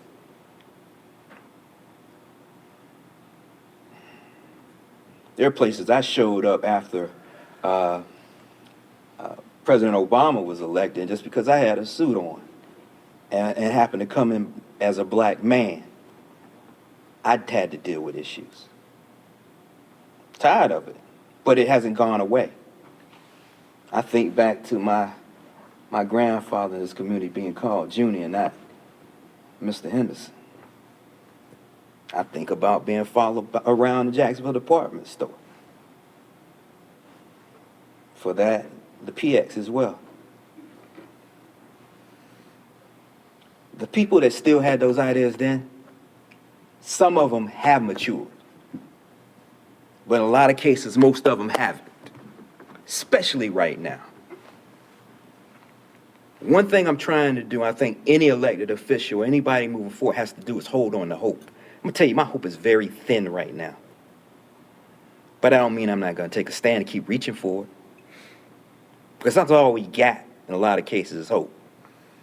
We taught one nation under God, but like my aunt Gert used to say, I don't know if they serving the same God I'm serving. But I hope we can all find that love together and start listening to each other, and then maybe we can move forward together. Not gonna act in fear concerning what they're concerned about. I'm not gonna do that. I think we need to move forward, and I agree what has been already said concerning keeping an ad hoc committee, and let us listen to what they have to, to bring before us. It's worked in the past. I don't know why it can't work going forward. So, but that's all I have to say for right now. Other comments? Well, I agree with what whoever spoke has said. I joined this and I signed up for it. I have not been elected yet, and I plan on, putting my 2 cents in, and I hope to be elected one day. You know, I'm the youngest here by several years, and I want to represent the young people. What the gentleman said earlier, that people under 35 do not show up and vote. I'm under 35. And, you know, I want to represent the young people. I've lived here my whole life. I did not sign up this for political reasons, and this has became a political reason tonight. We shouldn't have had to go through all this. We made a decision earlier to have the committee. We, you know, put our people that we trusted in this, and we've done that. And the person I selected, you know, I feel like they would do a great job, years of experience, you know, as an employer. If I was going to hire someone, I want somebody with the best experience. And that's what we've done, I feel like, in our opinion, is put those people there in that place to make a good call. And I stand by everybody up here so far that spoke, that we move forward with keeping the committee and moving forward. You have to rub that in, man. How do you think I feel? Ready to take a vote? All right. We have a motion, and we had a second. So all those in favor of the ad hoc committee, respond by saying aye. Aye. All opposed? No opposition. Is there any of the members of the, I'm sorry, go ahead, John. Besides that, you have the resolution to consider also. Oh, Mr. yeah, Mayor. okay, so the resolution, can we include that in the motion at this point? That was not included in the New motion, I don't believe. I thought I did, but Stannis, I'll make the motion to adopt the resolution establishing the guidelines and procedures and policy of the redistricting committee. Second. Any other discussion? All in favor signify by saying aye. Aye. All opposed? Is there any members of the committee that's been appointed present tonight? So you have some, unless they've left. I know Mr. Maddox was here. He went to A and B. Would you I ask believe. them to come in, Yeah, I'll go. please? Yes, sir.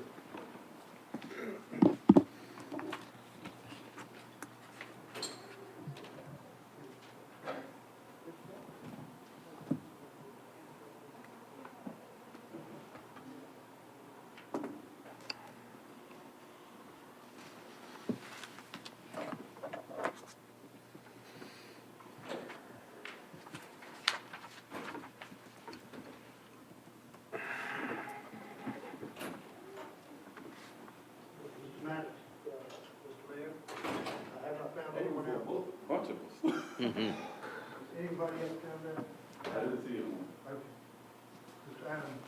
Mr. Maddox, thank you very much for offering your services to help us with the redistricting, working on the ad hoc committee. I know there's going to be a lot of work involved in it, but we really appreciate your making yourself available to help us.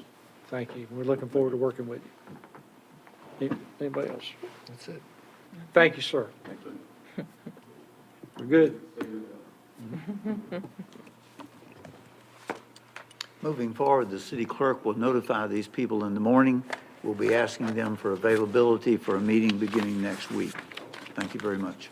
Thank you. One last question. These meetings are open meetings, is that what you said, just like these? All of them will be advertised. They're open to the public. There will not necessarily be public comment at each one, but they all will be on G10 and the other social media of the city. But they are open to the public. They will occur here in this chamber. All right, so now we're going to get back on schedule here with our, trying to figure out where we're at. Number 6, we got number 6, and I've got Rania Souls that's going to come up here and present for the Jack Emmett Recreation Center Expansion Phase 2. Many of you have not met Rhonda yet. She's a military wife. She's been with us in the engineering department now for about 3 years. Almost 6 years, she says. But she has been the project manager for this. We've asked her to make a short presentation. Please. I'll keep it short and sweet. I'm here to present the bid award recommendation for Jack Emmett Recreation Center Expansion Phase 2. For those of you who don't know, Jack Emmett has been a staple of our community since 1959. It's provided amazing services to our community here. And in 2018, Hurricane Florence did some severe damage to Jack Emmett. The gymnasium was severely damaged. We ended up demolishing it. This project is to reconstruct it and provide the expansion. We put it out for bid early June, and it included a base bid of to construct the new gymnasium, renovate the existing multipurpose room, and provide the new maintenance building, which was also demolished. The add alternate is to asphalt overlay the existing parking lot because of what's going to happen during the construction. It's going to need it, most definitely. Our base bid came in at $4 million, and the add alternate came in at $84,000. So the staff is recommending that City Council award the bid to Bordeaux Construction for a total of $4,084,000. And then this is a few slides from the sides of the building, the new gymnasium and the new recreation center. The multipurpose room is the only building that's currently still standing there. We use it for after-school programs. A matter of fact, when the schools closed down recently due to COVID and everything, they were able to take some of the students to it to help out, especially there at Clyder when they use it a lot over there. The gymnasium here, the floor, so the existing building, you see it down there at the bottom. The new renovations is going to incorporate a lobby that will be in between there, the gymnasium and the existing building. And the new gymnasium floor includes a full course basketball court, 2 volleyball courts, and then the 3 pickleball courts. And 2 side-to-side basketball. Yes, yes. That's it. I know it was short and sweet. Any questions of Ron? From Where a is public this? standpoint, could you give us a quick overview of your projection on beginning construction and completion? Construction should start, I would say, late September, early October. That's our goal. Obviously, given some of the issues we have right now with certain supplies, I can't give a definitive date, but the plan is to have the project completed within 1 year. In general, the size of it is larger than what we had before? Yes, sir. The gymnasium portion is, yes. And so it's going to protrude further A back? little bit, it comes a little bit further out, where, I'm trying to think here, South Drive, so Eastwood, it'll come out a little bit further that way. So right now, there is a little covered playground area. The covered portion of it's going to be moved back a little bit closer to Eastwood to allow for the larger gymnasium.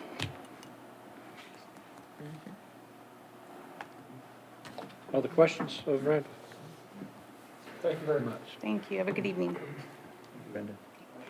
Need a motion to approve to award the contract to Bordeaux Construction Company in the amount of $4,084,000. Second. We have a motion and second. Any further discussion? Hearing none, I'll indicate, signify by saying aye. Sorry, a tongue twister there. All opposed? Okay, going to the next item.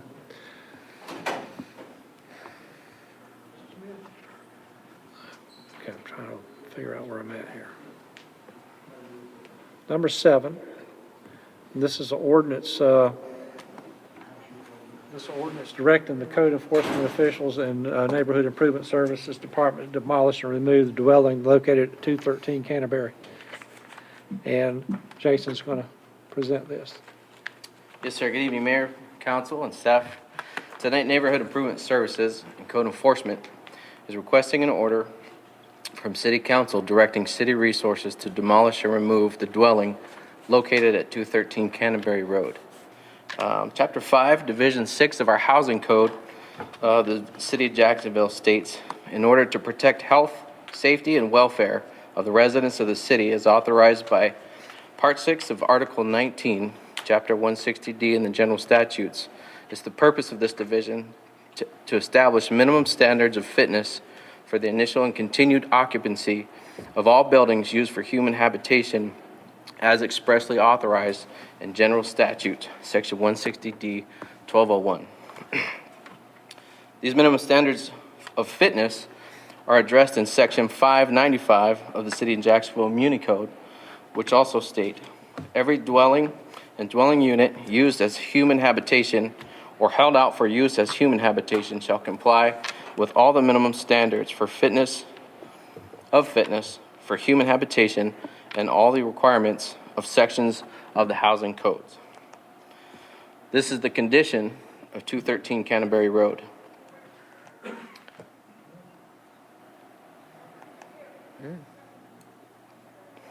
Where is Canterbury? Canterbury is right behind the city parking lot. Across the street, one block. Parallel the new bridge on the other side. So as you can see from the slides, it's been vacant and neglected and in violation of minimum housing standards for a long time and still remains in violation today. Code enforcement staff has been attempting to work with the homeowner for over 3 years now. Notice of violations have been sent via certified mail and first class, most of which have been refused and have been hand delivered. City management has also written and sent letters to the homeowner requiring for voluntary compliance, which has not been attempted. State housing code requires inspections to be conducted, which were completed by code enforcement and building officials earlier this year in January, which proved to find the dwelling to be in a dilapidated state, deeming it unsafe and uninhabitable. No attempt to make repairs, alterations, or demolition has been observed in over those 3 years. So finding of facts were discussed during the hearing that we held in March. The property owner, with the property owner, and composed on March 5th, which was hand delivered by our own JPD officers. Within the finding of facts is listed the criteria for alterations, repairs, and demolition, as well as the condition, the estimated tax value, cost of repairs to bring the dwelling to minimum standards of habitability, and direction for the dwelling to be demolished and or removed within 90 days, which has since passed. Neighborhood Improvement Services has offered voluntary demo from the block grant program, which the property owner declined. This dwelling remains dilapidated and unsafe and unfit for human habitation and is still in violation of minimum housing standards. City Code Chapter 5, again, Division 6, establishes procedures for enforcement. Inspections have been conducted, notices to the property owners have been sent, hearings have been held, the finding of facts of order has been delivered and ignored. That's why we're here today. As the date of this meeting, the property owners of record have failed to comply with those finding of facts and ordered. Code states when a property owner of a deteriorated or dilapidated dwelling fails to comply to the order of the inspector within the time specified and conjunction relief has not been sought or granted, inspector shall submit to council an ordinance ordering the inspector to cause such dwelling to be demolished and removed as provided by original order of the inspector. So attached in your agenda is the ordinance for your consideration directing code enforcement and neighborhood improvement services to demolish the dwelling unit.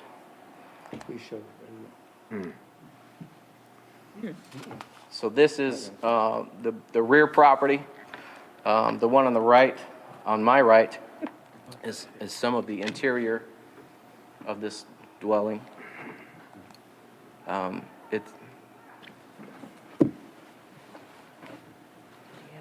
And it's been remodeled without permits. There's been work done. None of it is up to standards. Jesus Christ. So that's basically where we sit today. An inspection was done earlier this afternoon, and the dwelling still has not made any progress towards compliance. So that's my presentation. Does any council member have any questions for me? Almost 3 years has elapsed since the notice of the violation until we were able to tear down a structure. That's sure a blighting influence on the neighborhood. I know there's a lot of legal procedures to follow and steps to take, and the idea of protecting property rights, but Boy, that's a long time to live with that mess next to you. Yes, sir. Mr. Carter, you had something to add? Yes, sir. Mr. Smith is here, the property owner. This is not, as you've had before, an air property where we have to put a notice in the paper or anything. Mr. Smith is the property owner now. He's here, he appeared at the hearing before and made a presentation to Mr. Larson and requested the period of time to do the renovations, et cetera, that was discussed. If the council, certainly, we want you to hear from Mr. Smith. If the council adopts this ordinance, and I'll say this in front of Mr. Smith so he can hear it too, this would be recorded at the Register of Deeds office. And pursuant to the ordinance, he would have an additional, pursuant to state statute, 90 days to bring the property in. The practice has been, and I've just checked with, as we did on Miss Macy James, if you remember that case, many of you were here. If he were to decide to sign and to participate in the volunteer program, we would still offer that to him during that next 90 days. But according to the math that we did this morning, I believe if you do pass this ordinance and he doesn't do anything or sign to allow us to voluntarily take it down, that on or after November 15th, the 90 days would have expired and the city will take action to do that. What the city will do next is, after it's taken down, we will calculate the cost to taking it down if he doesn't participate in the program, if you do approve the ordinance, and we would then file that as a lien on this property. Any questions? Okay, Mr. Mayor, whenever, Jason, I think Mr. Smith would like to say some comments to the council. Thank you. Go ahead, Mr. Smith. Good evening. Good evening. Yes, sir. I would like to say I've owned this property for over 30 years. My first home. And I would hate to see it go. Thank you. Thank you.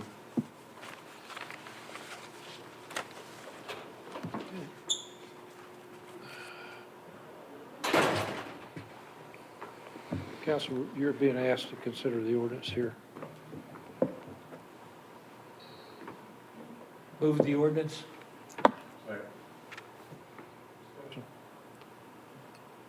Hearing none, all in favor, signify by saying aye.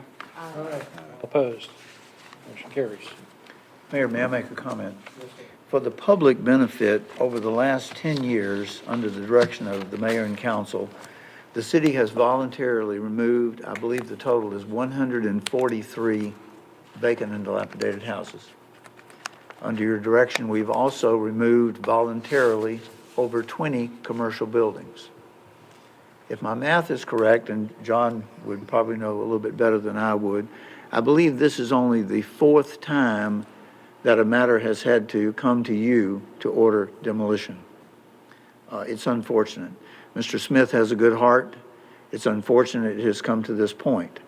But I think it's important for the public to realize that the city of Jacksonville has been substantially cleaned through your voluntary actions and the voluntary actions of property owners.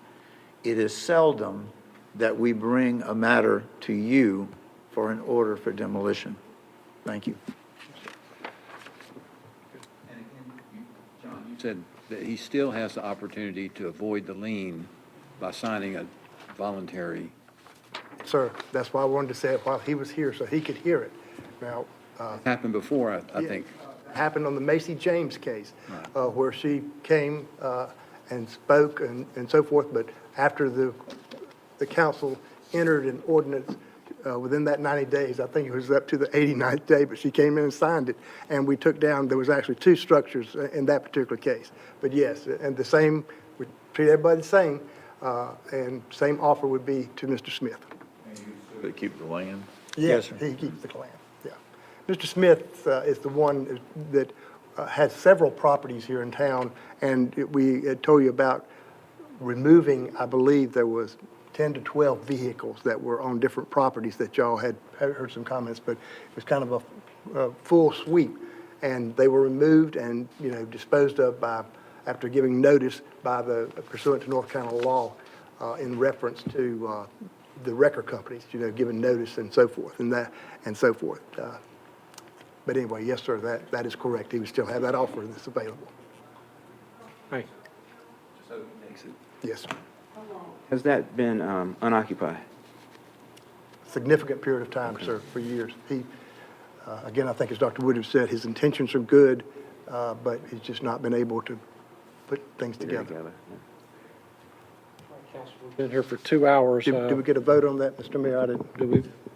I think, Yeah, we voted. okay, that's fine. I just. We voted. Okay. Also. Yeah, we voted. Press on, or does you need to get up and stand up or anything?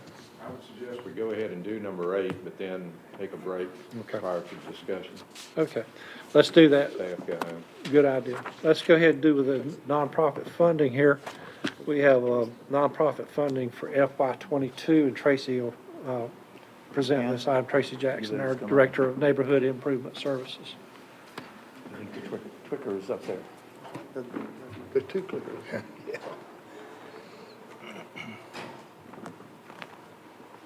Good evening, City Council, Mayor. It's a pleasure to be here before you. I will not be before you very long. The purpose of this agenda item is to provide funding for nonprofits that provide services in a cost-effective manner in order to address the needs of the citizens. Annually, we give a nonprofit conference to serve our local nonprofits so that they can strengthen their organization. In that conference, they learn about Onslow board development and training for their organizations. The planning process includes hosting a virtual funding workshop in which applications are distributed. That was held in December. In February 2021, we had an application deadline. The review committee reviewed those applications, and also our annual action plan was approved with our nonprofit budget in April 2021. Agencies that are approved for CDBG funding provide, such as Eastern Carolina Human Services Agency, they provide rent and utility assistance through partnership with Onslow Community Outreach. And of course, Onslow Community Outreach, they provide housing for our homeless population. We also provide funding for Onslow Women's Center that provide emergency housing for victims of domestic violence. So the review committee recommended that for fiscal year 2022, the same level of funding that was in the previous year for those that qualify for CDBG funding. We also had some applications that qualify for the private-public partnership general fund monies. The Onslow County Peers assist with parent education to prevent child abuse in our community. The Pretrial Resource Center, they provide alternative sentencing methods for citizens residing here in the city. And United Way Volunteer Center serves as a clearinghouse to centralize volunteers for various projects within the city. And again, the review committee, they recommended that the same level of funding as the previous year for this year for those agencies. Next, I would like to have Pamela Trafton come up and give you all a quick update about what's going on in the neighborhood improvement services.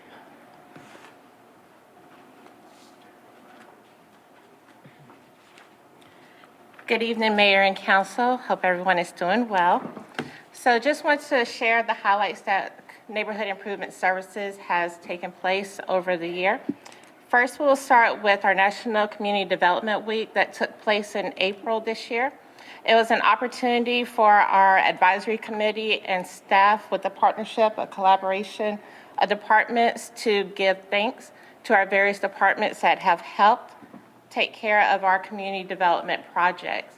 We were able to provide lunch, given with our department directors as well. We also had an opportunity to complete the project for Georgetown sidewalks, with sidewalks being installed along Georgetown Road and Broadhurst. An opportunity to kick off the summer in Georgetown Park with new playground equipment.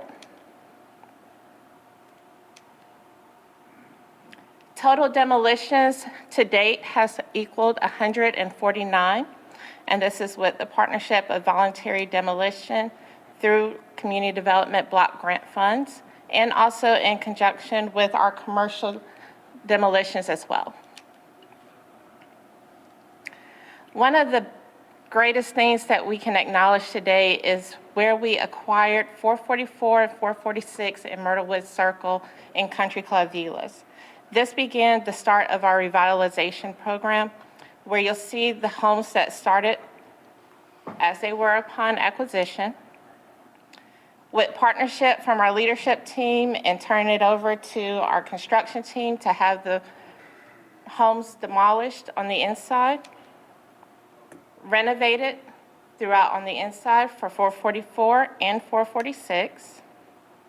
Brand new appliances installed, everything from top to bottom, to be able to turn these homes over to brand new homeowners in July this year. Both properties have sold. In our next phase of revitalization, you'll see that we have kind of an aesthetic appearance with the trash cans and recycling bins that are completely up and down the streets. So looking at from a quick snapshot of what it looks like on a trash day, the staff and department has tried to come up with a remediation plan, and this is the option that we are proposing. That those trash cans and recycle bins that you saw in the previous pictures, those will be removed and replaced with 300-gallon refuse containers. There will be approximately 20 containers positioned throughout the neighborhood for the entire neighborhood to utilize. It is a pilot program, and see from aesthetics and being able to take care of the neighborhood and back away from having so many containers out and about, that we'll be able to take care of our citizens still. In May, we completed a neighborhood cleanup with one of our citizens off of Lakewood Drive. Partnership again with our streets and sanitation to not only clean up the front and backyard, and you'll see we're removing and breaking down fences, but also created a clear passage for her right of way, being able to safely back out of her driveway with us cutting back the trees from the property. And after the highlights, we come back to our recommendation that we ask for the council to approve the review committee's recommendation for our fiscal year 22's nonprofit funding. Thank you. Any questions of panel council? Mrs. Lofton, is our friendly rooster still perusing around the neighborhood in Country Club Villas? Absolutely. Is he? Yes.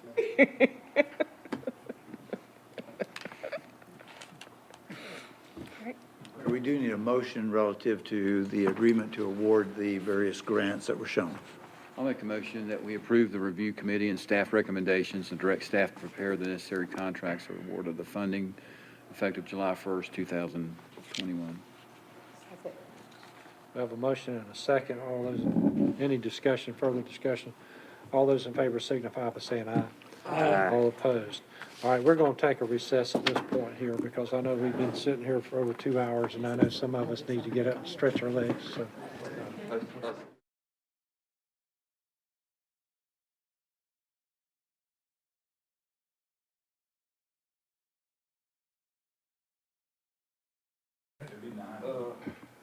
No, we already did 9. We're going to go to number 10. We're not doing that one again. And this is going to be the landscaping standards for the, we talked about earlier over there on the Onslow Drive area. Present, Mr. Mayor. Ryan's going to Mayor, Council, as you will recall, last month or month before, we had a small area-wide rezoning of the Preston Road area. And during the public hearing comments, some of the adjoining property owners voiced some concerns about what the rezoning would mean for their property should they redevelop it in the future as it relates to buffer yards. As a result, Council approved about 6 or 7 of the parcels to be rezoned, and you withheld rezoning the other parcels to give us an opportunity to sit down with the property owners that voiced concerns, which we've done. We've discussed with them, we've sat down with them and talked about several options. And I want to just briefly go over that with the council tonight because we plan to bring it before the planning board for recommendation, and then you, city council, the following week in September for adoption, as well as the rezoning of the rest of the property, since we believe that this is a compromise that will basically work for everybody involved. But, and one other thing that we're going to do in conjunction with this is, as council will recall, a few months back, we created a mobile home, the residential mobile home district. We failed to adjust the buffer yard table. So we're going to basically add a type A buffer next to the residential mobile home district that's on the slide before you tonight. So that'll be one add. And then the secondary component would be, we're going to create the third column, the type C buffer, which is associated with a hardship. We have that as a 10-foot required buffer. So instead of 30, it will be 10 feet. It will be if you have a hardship situation, and I'll get into the specifics of that in just a moment. We work with the city's horticulturist, Jason Smith, to come up with what the planting schedule would be. So that would be 29 emerald arborvitaes, or approved equivalent per 100 linear feet, and an opaque fence or wall at 6 feet. So that's the proposed buffer, the type C, so we're gonna add that to the UDO. And as I stated at the public hearing, we already have some allowable deviations to the landscaping requirements. We're gonna add 2 standards to those hardship cases. Once again, based on what the business owners that voiced concern, they wanted to make sure that it was kind of codified, and we believe that this takes care of that. Basically following the same idea that we did back in 2011. We're going to add legally platted lots prior to November 9th, 2011. That's less than 200 feet in depth, because I think that's where the issue is created for the less depth lots, the lots that are not as deep along Henderson Drive, Onsville Drive, Onslow Drive, even Lejeune Boulevard potentially. If you're less than 200 feet, that would put you in a category of a hardship case, provided you're less than 1.5 acres. And then basically, if you have an existing building and you're not proposing to tear that building down, you redevelop the property, we won't make you demolish the building just to slide it forward to accommodate a 30-foot buffer. You would be eligible for that 10-foot buffer as well. So proposing to add these 2 items and the type C buffer, the business owners that we talked to, the property owners, they've looked favorably about this change, and be happy to discuss any questions that the mayor and council may have, or if you want to provide me and staff with any further direction. This is what we intend to bring to the planning board and city council next month. This everybody was happy with. Yes, sir. Okay. Thank you, Mayor. Good evening. You don't need a motion on this or anything. Move forward with it. Thank you.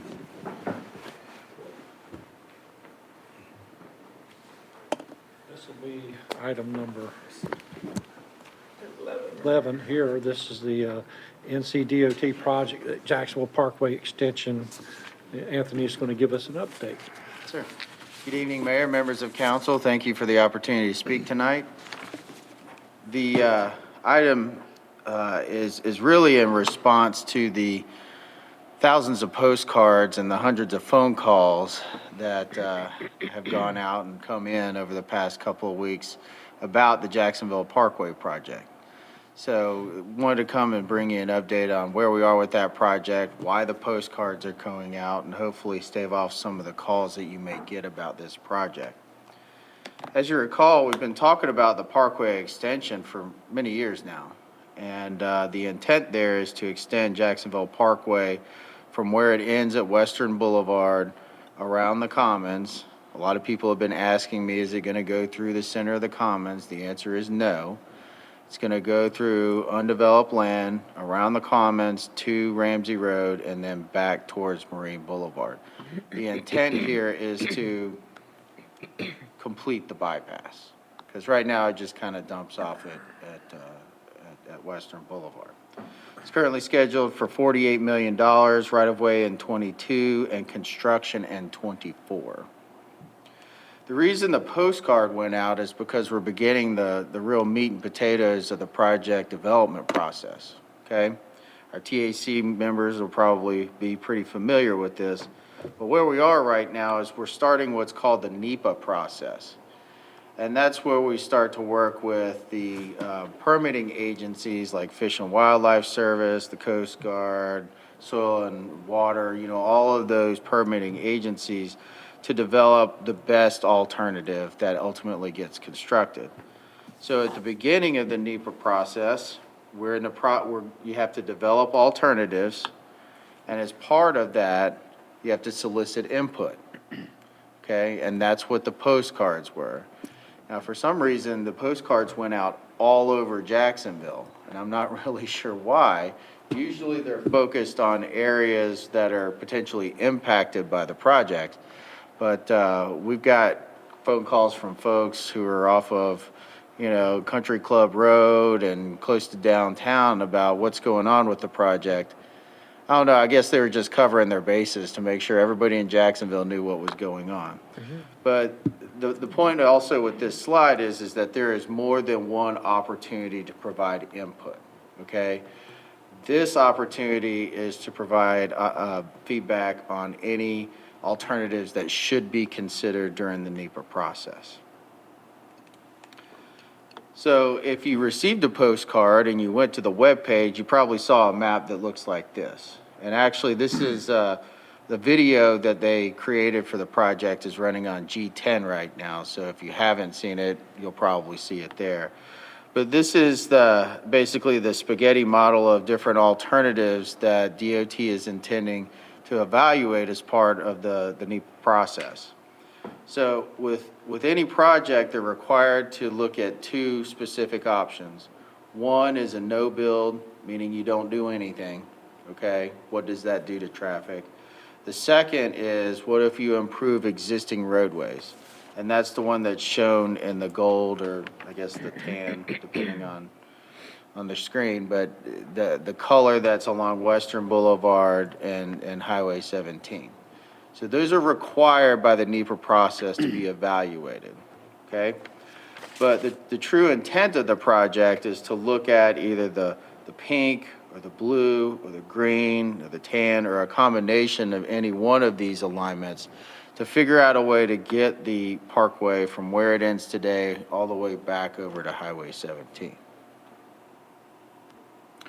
Are there any questions about the alignments?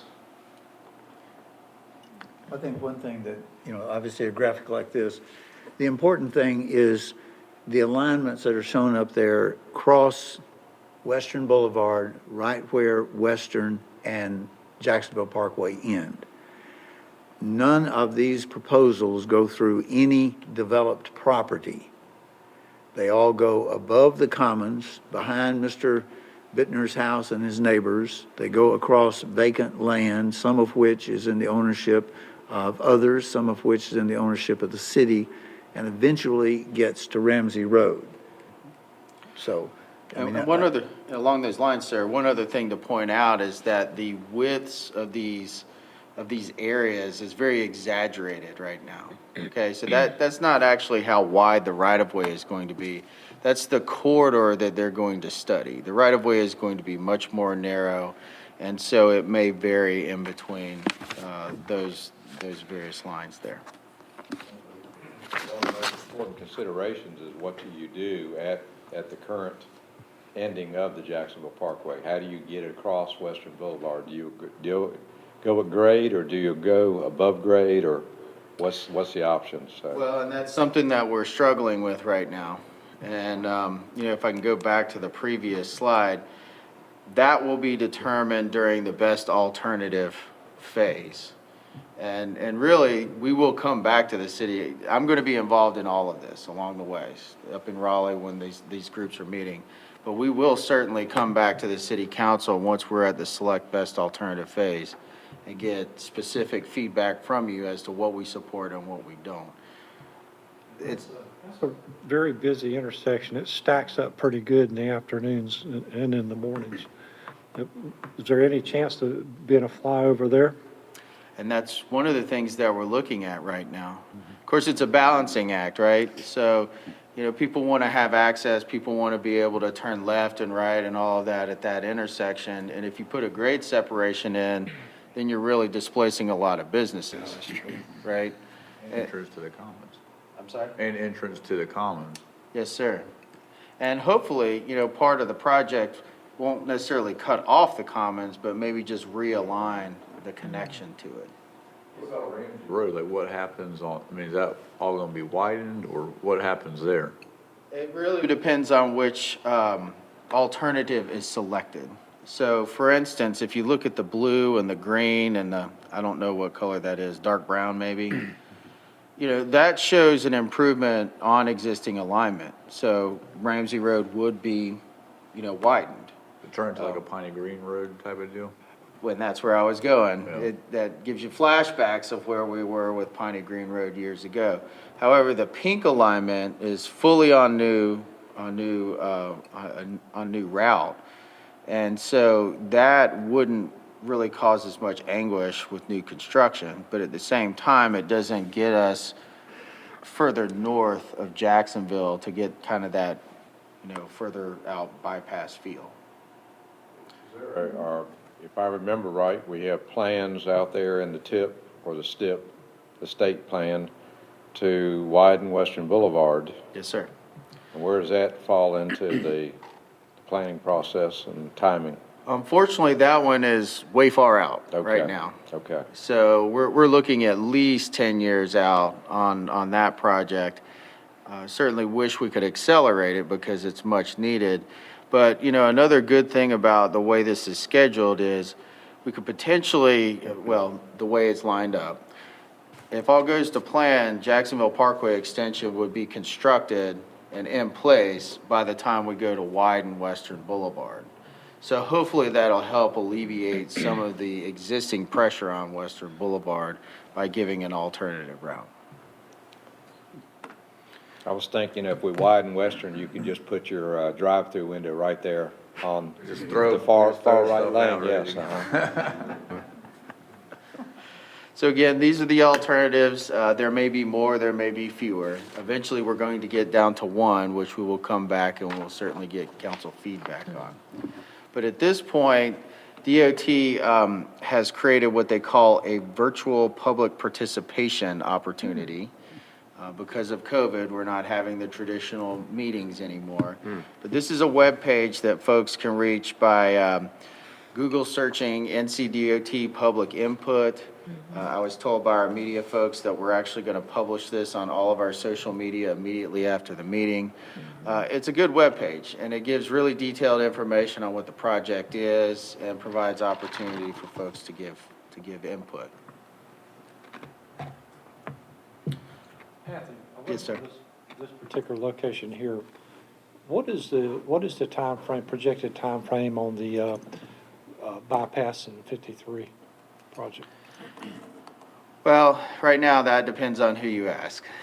And I'm not trying to be, difficult in my response, but there are a lot of people right now that are working to accelerate the project. The current schedule is, I believe, 27, 28 for construction, but the right-of-way for that project is pretty much already acquired.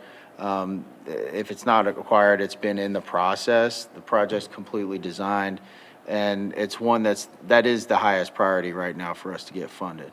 I spoke with Representative Shepherd this morning. He said there was like $5 million he had put in the budget towards this project. It's an interesting arrangement, but yes, he contacted us and said, if we were able to appropriate $5 million in the budget, would the city then, accept that money and contribute it to the project as local match? And if it survives the budget process, then that's something that we'll certainly come back and talk to you about. But that is a very innovative way for us to be able to accelerate the priority and the construction of that project. Back to the Parkway Extension. Yes, sir. It's, of all the alternatives listed, when would it be appropriate for the council to rank these in terms of priority as to what we would desire? If I could answer a different question first and then get to your question, okay? Because they kind of build on one another. Where we are today, I think it is appropriate for the city council to give feedback.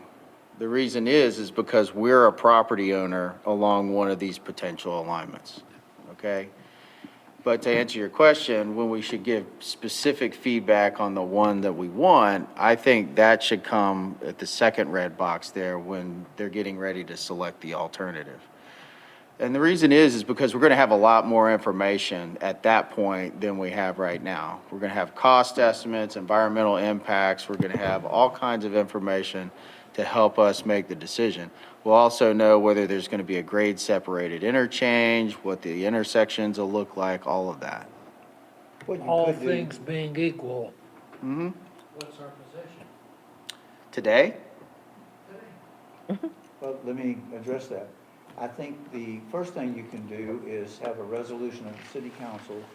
Here, come on. That you have a resolution of the city council supporting the extension of Jacksonville Parkway to Ramsey Road. You can do that immediately. Then you're on record as stating that as the governing body, this is a leadership statement that you're making. As Anthony said, at this point, it's premature to say route 1, 2, 3, or 4.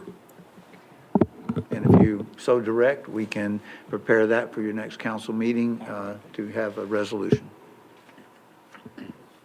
Bring that forward. Sure, I think we should. We'll put that on the next agenda.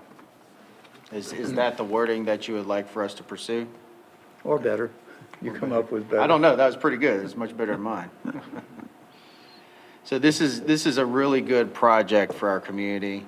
The good thing is that it's guaranteed for funding, it will move forward, and, hopefully the NEPA will go our way and it'll be on that pink, blue, or green alignment. I also want to, just as a sidebar, if you did a traffic count, which I have not done, but I will venture to say that at least 50% of the traffic on Carolina Forest Boulevard is traffic that comes from the developed areas outside of the city. This is a road that is essential to relieve the traffic on Carolina Boulevard, Carolina Forest Boulevard. Any other questions? Just one commentary. It Yes, just sir. seems like through all the years I've been here, we're getting great cooperation from DOT in terms of road projects, and I don't think it's just a coincidence that a lot of that dovetails with your work on the Transportation Committee, so kudos. Our Transportation Advisory Committee too, Mr. Ward and Mr. Thomas, I mean. Don't forget us. The word that I'll use is we build a collaborative relationship with DOT. Most other municipalities, MPOs, don't necessarily do that. And that collaboration has created success for us. And I appreciate the compliment. And as a sidebar, Robert Voss, who's been the district engineer for a number of years, Robert retired the end of July, I believe it was. That's right. And we went down to his retirement and presented him with a nice picture of some of the projects which he and the DOT had done. We will miss Robert, but again, Anthony and others have built a great relationship with the DOT. Did we put his successor on our Christmas list? It depends. I've known his successor longer than I've known Robert, so I think we're in good standing. Okay. Thank you very much. Thank you.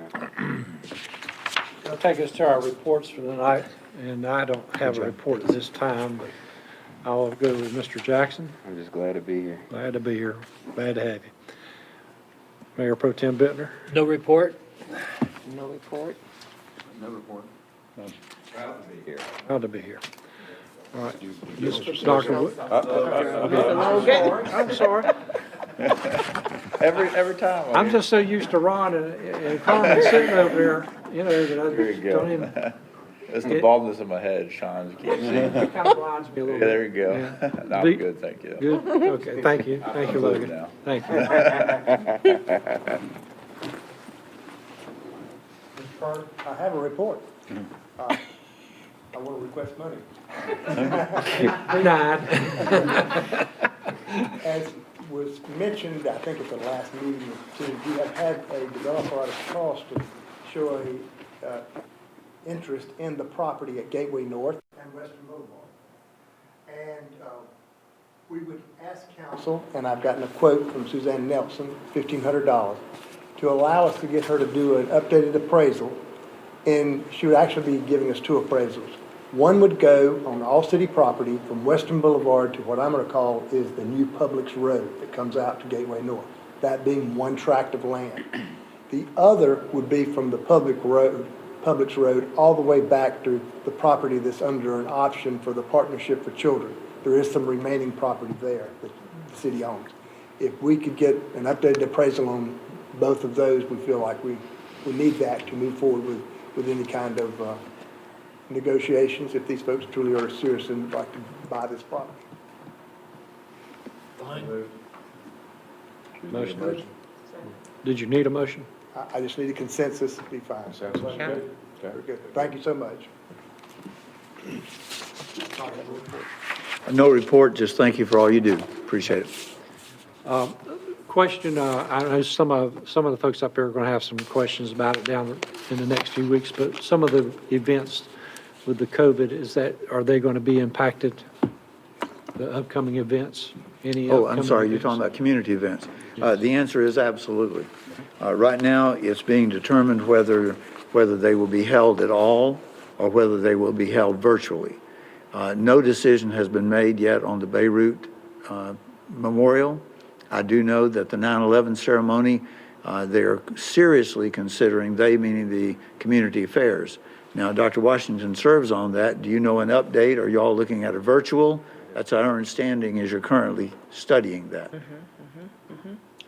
And Montford Point, I understand, is for participants only. It's the word that I got today through the clerk and maybe others, that, again, it was not going to be an in-person event, and they're still even wondering whether to do that. I understood from our clerk, who really should be giving this report, but that they have 3 of the congressional medals to award to members that they have found since the last time, and they even discussing whether to just do that separately and not have it. But again, and there was a thing just a moment ago, I think that Onslow County's got, again, the highest cases. Again, it keeps going up, but yes, it is impacting community events that folks need to be very aware and keep up to date with publications and to see. That's August 26th is the tentative date, right? Ron, do you have any updates at all? Well, not in the ceremony, but the base is supposed to up their protective measures tomorrow at New River and Camp Lejeune. They're going to Bravo B. condition Bravo Plus. Yeah, that's just short of C because C causes them more problems with gate access and things like that. And So closure of the schools and daycare centers. they, you know. Anybody else have anything? With that said, We adjourn. motion, okay. All those in favor signify by saying aye. Aye. All opposed?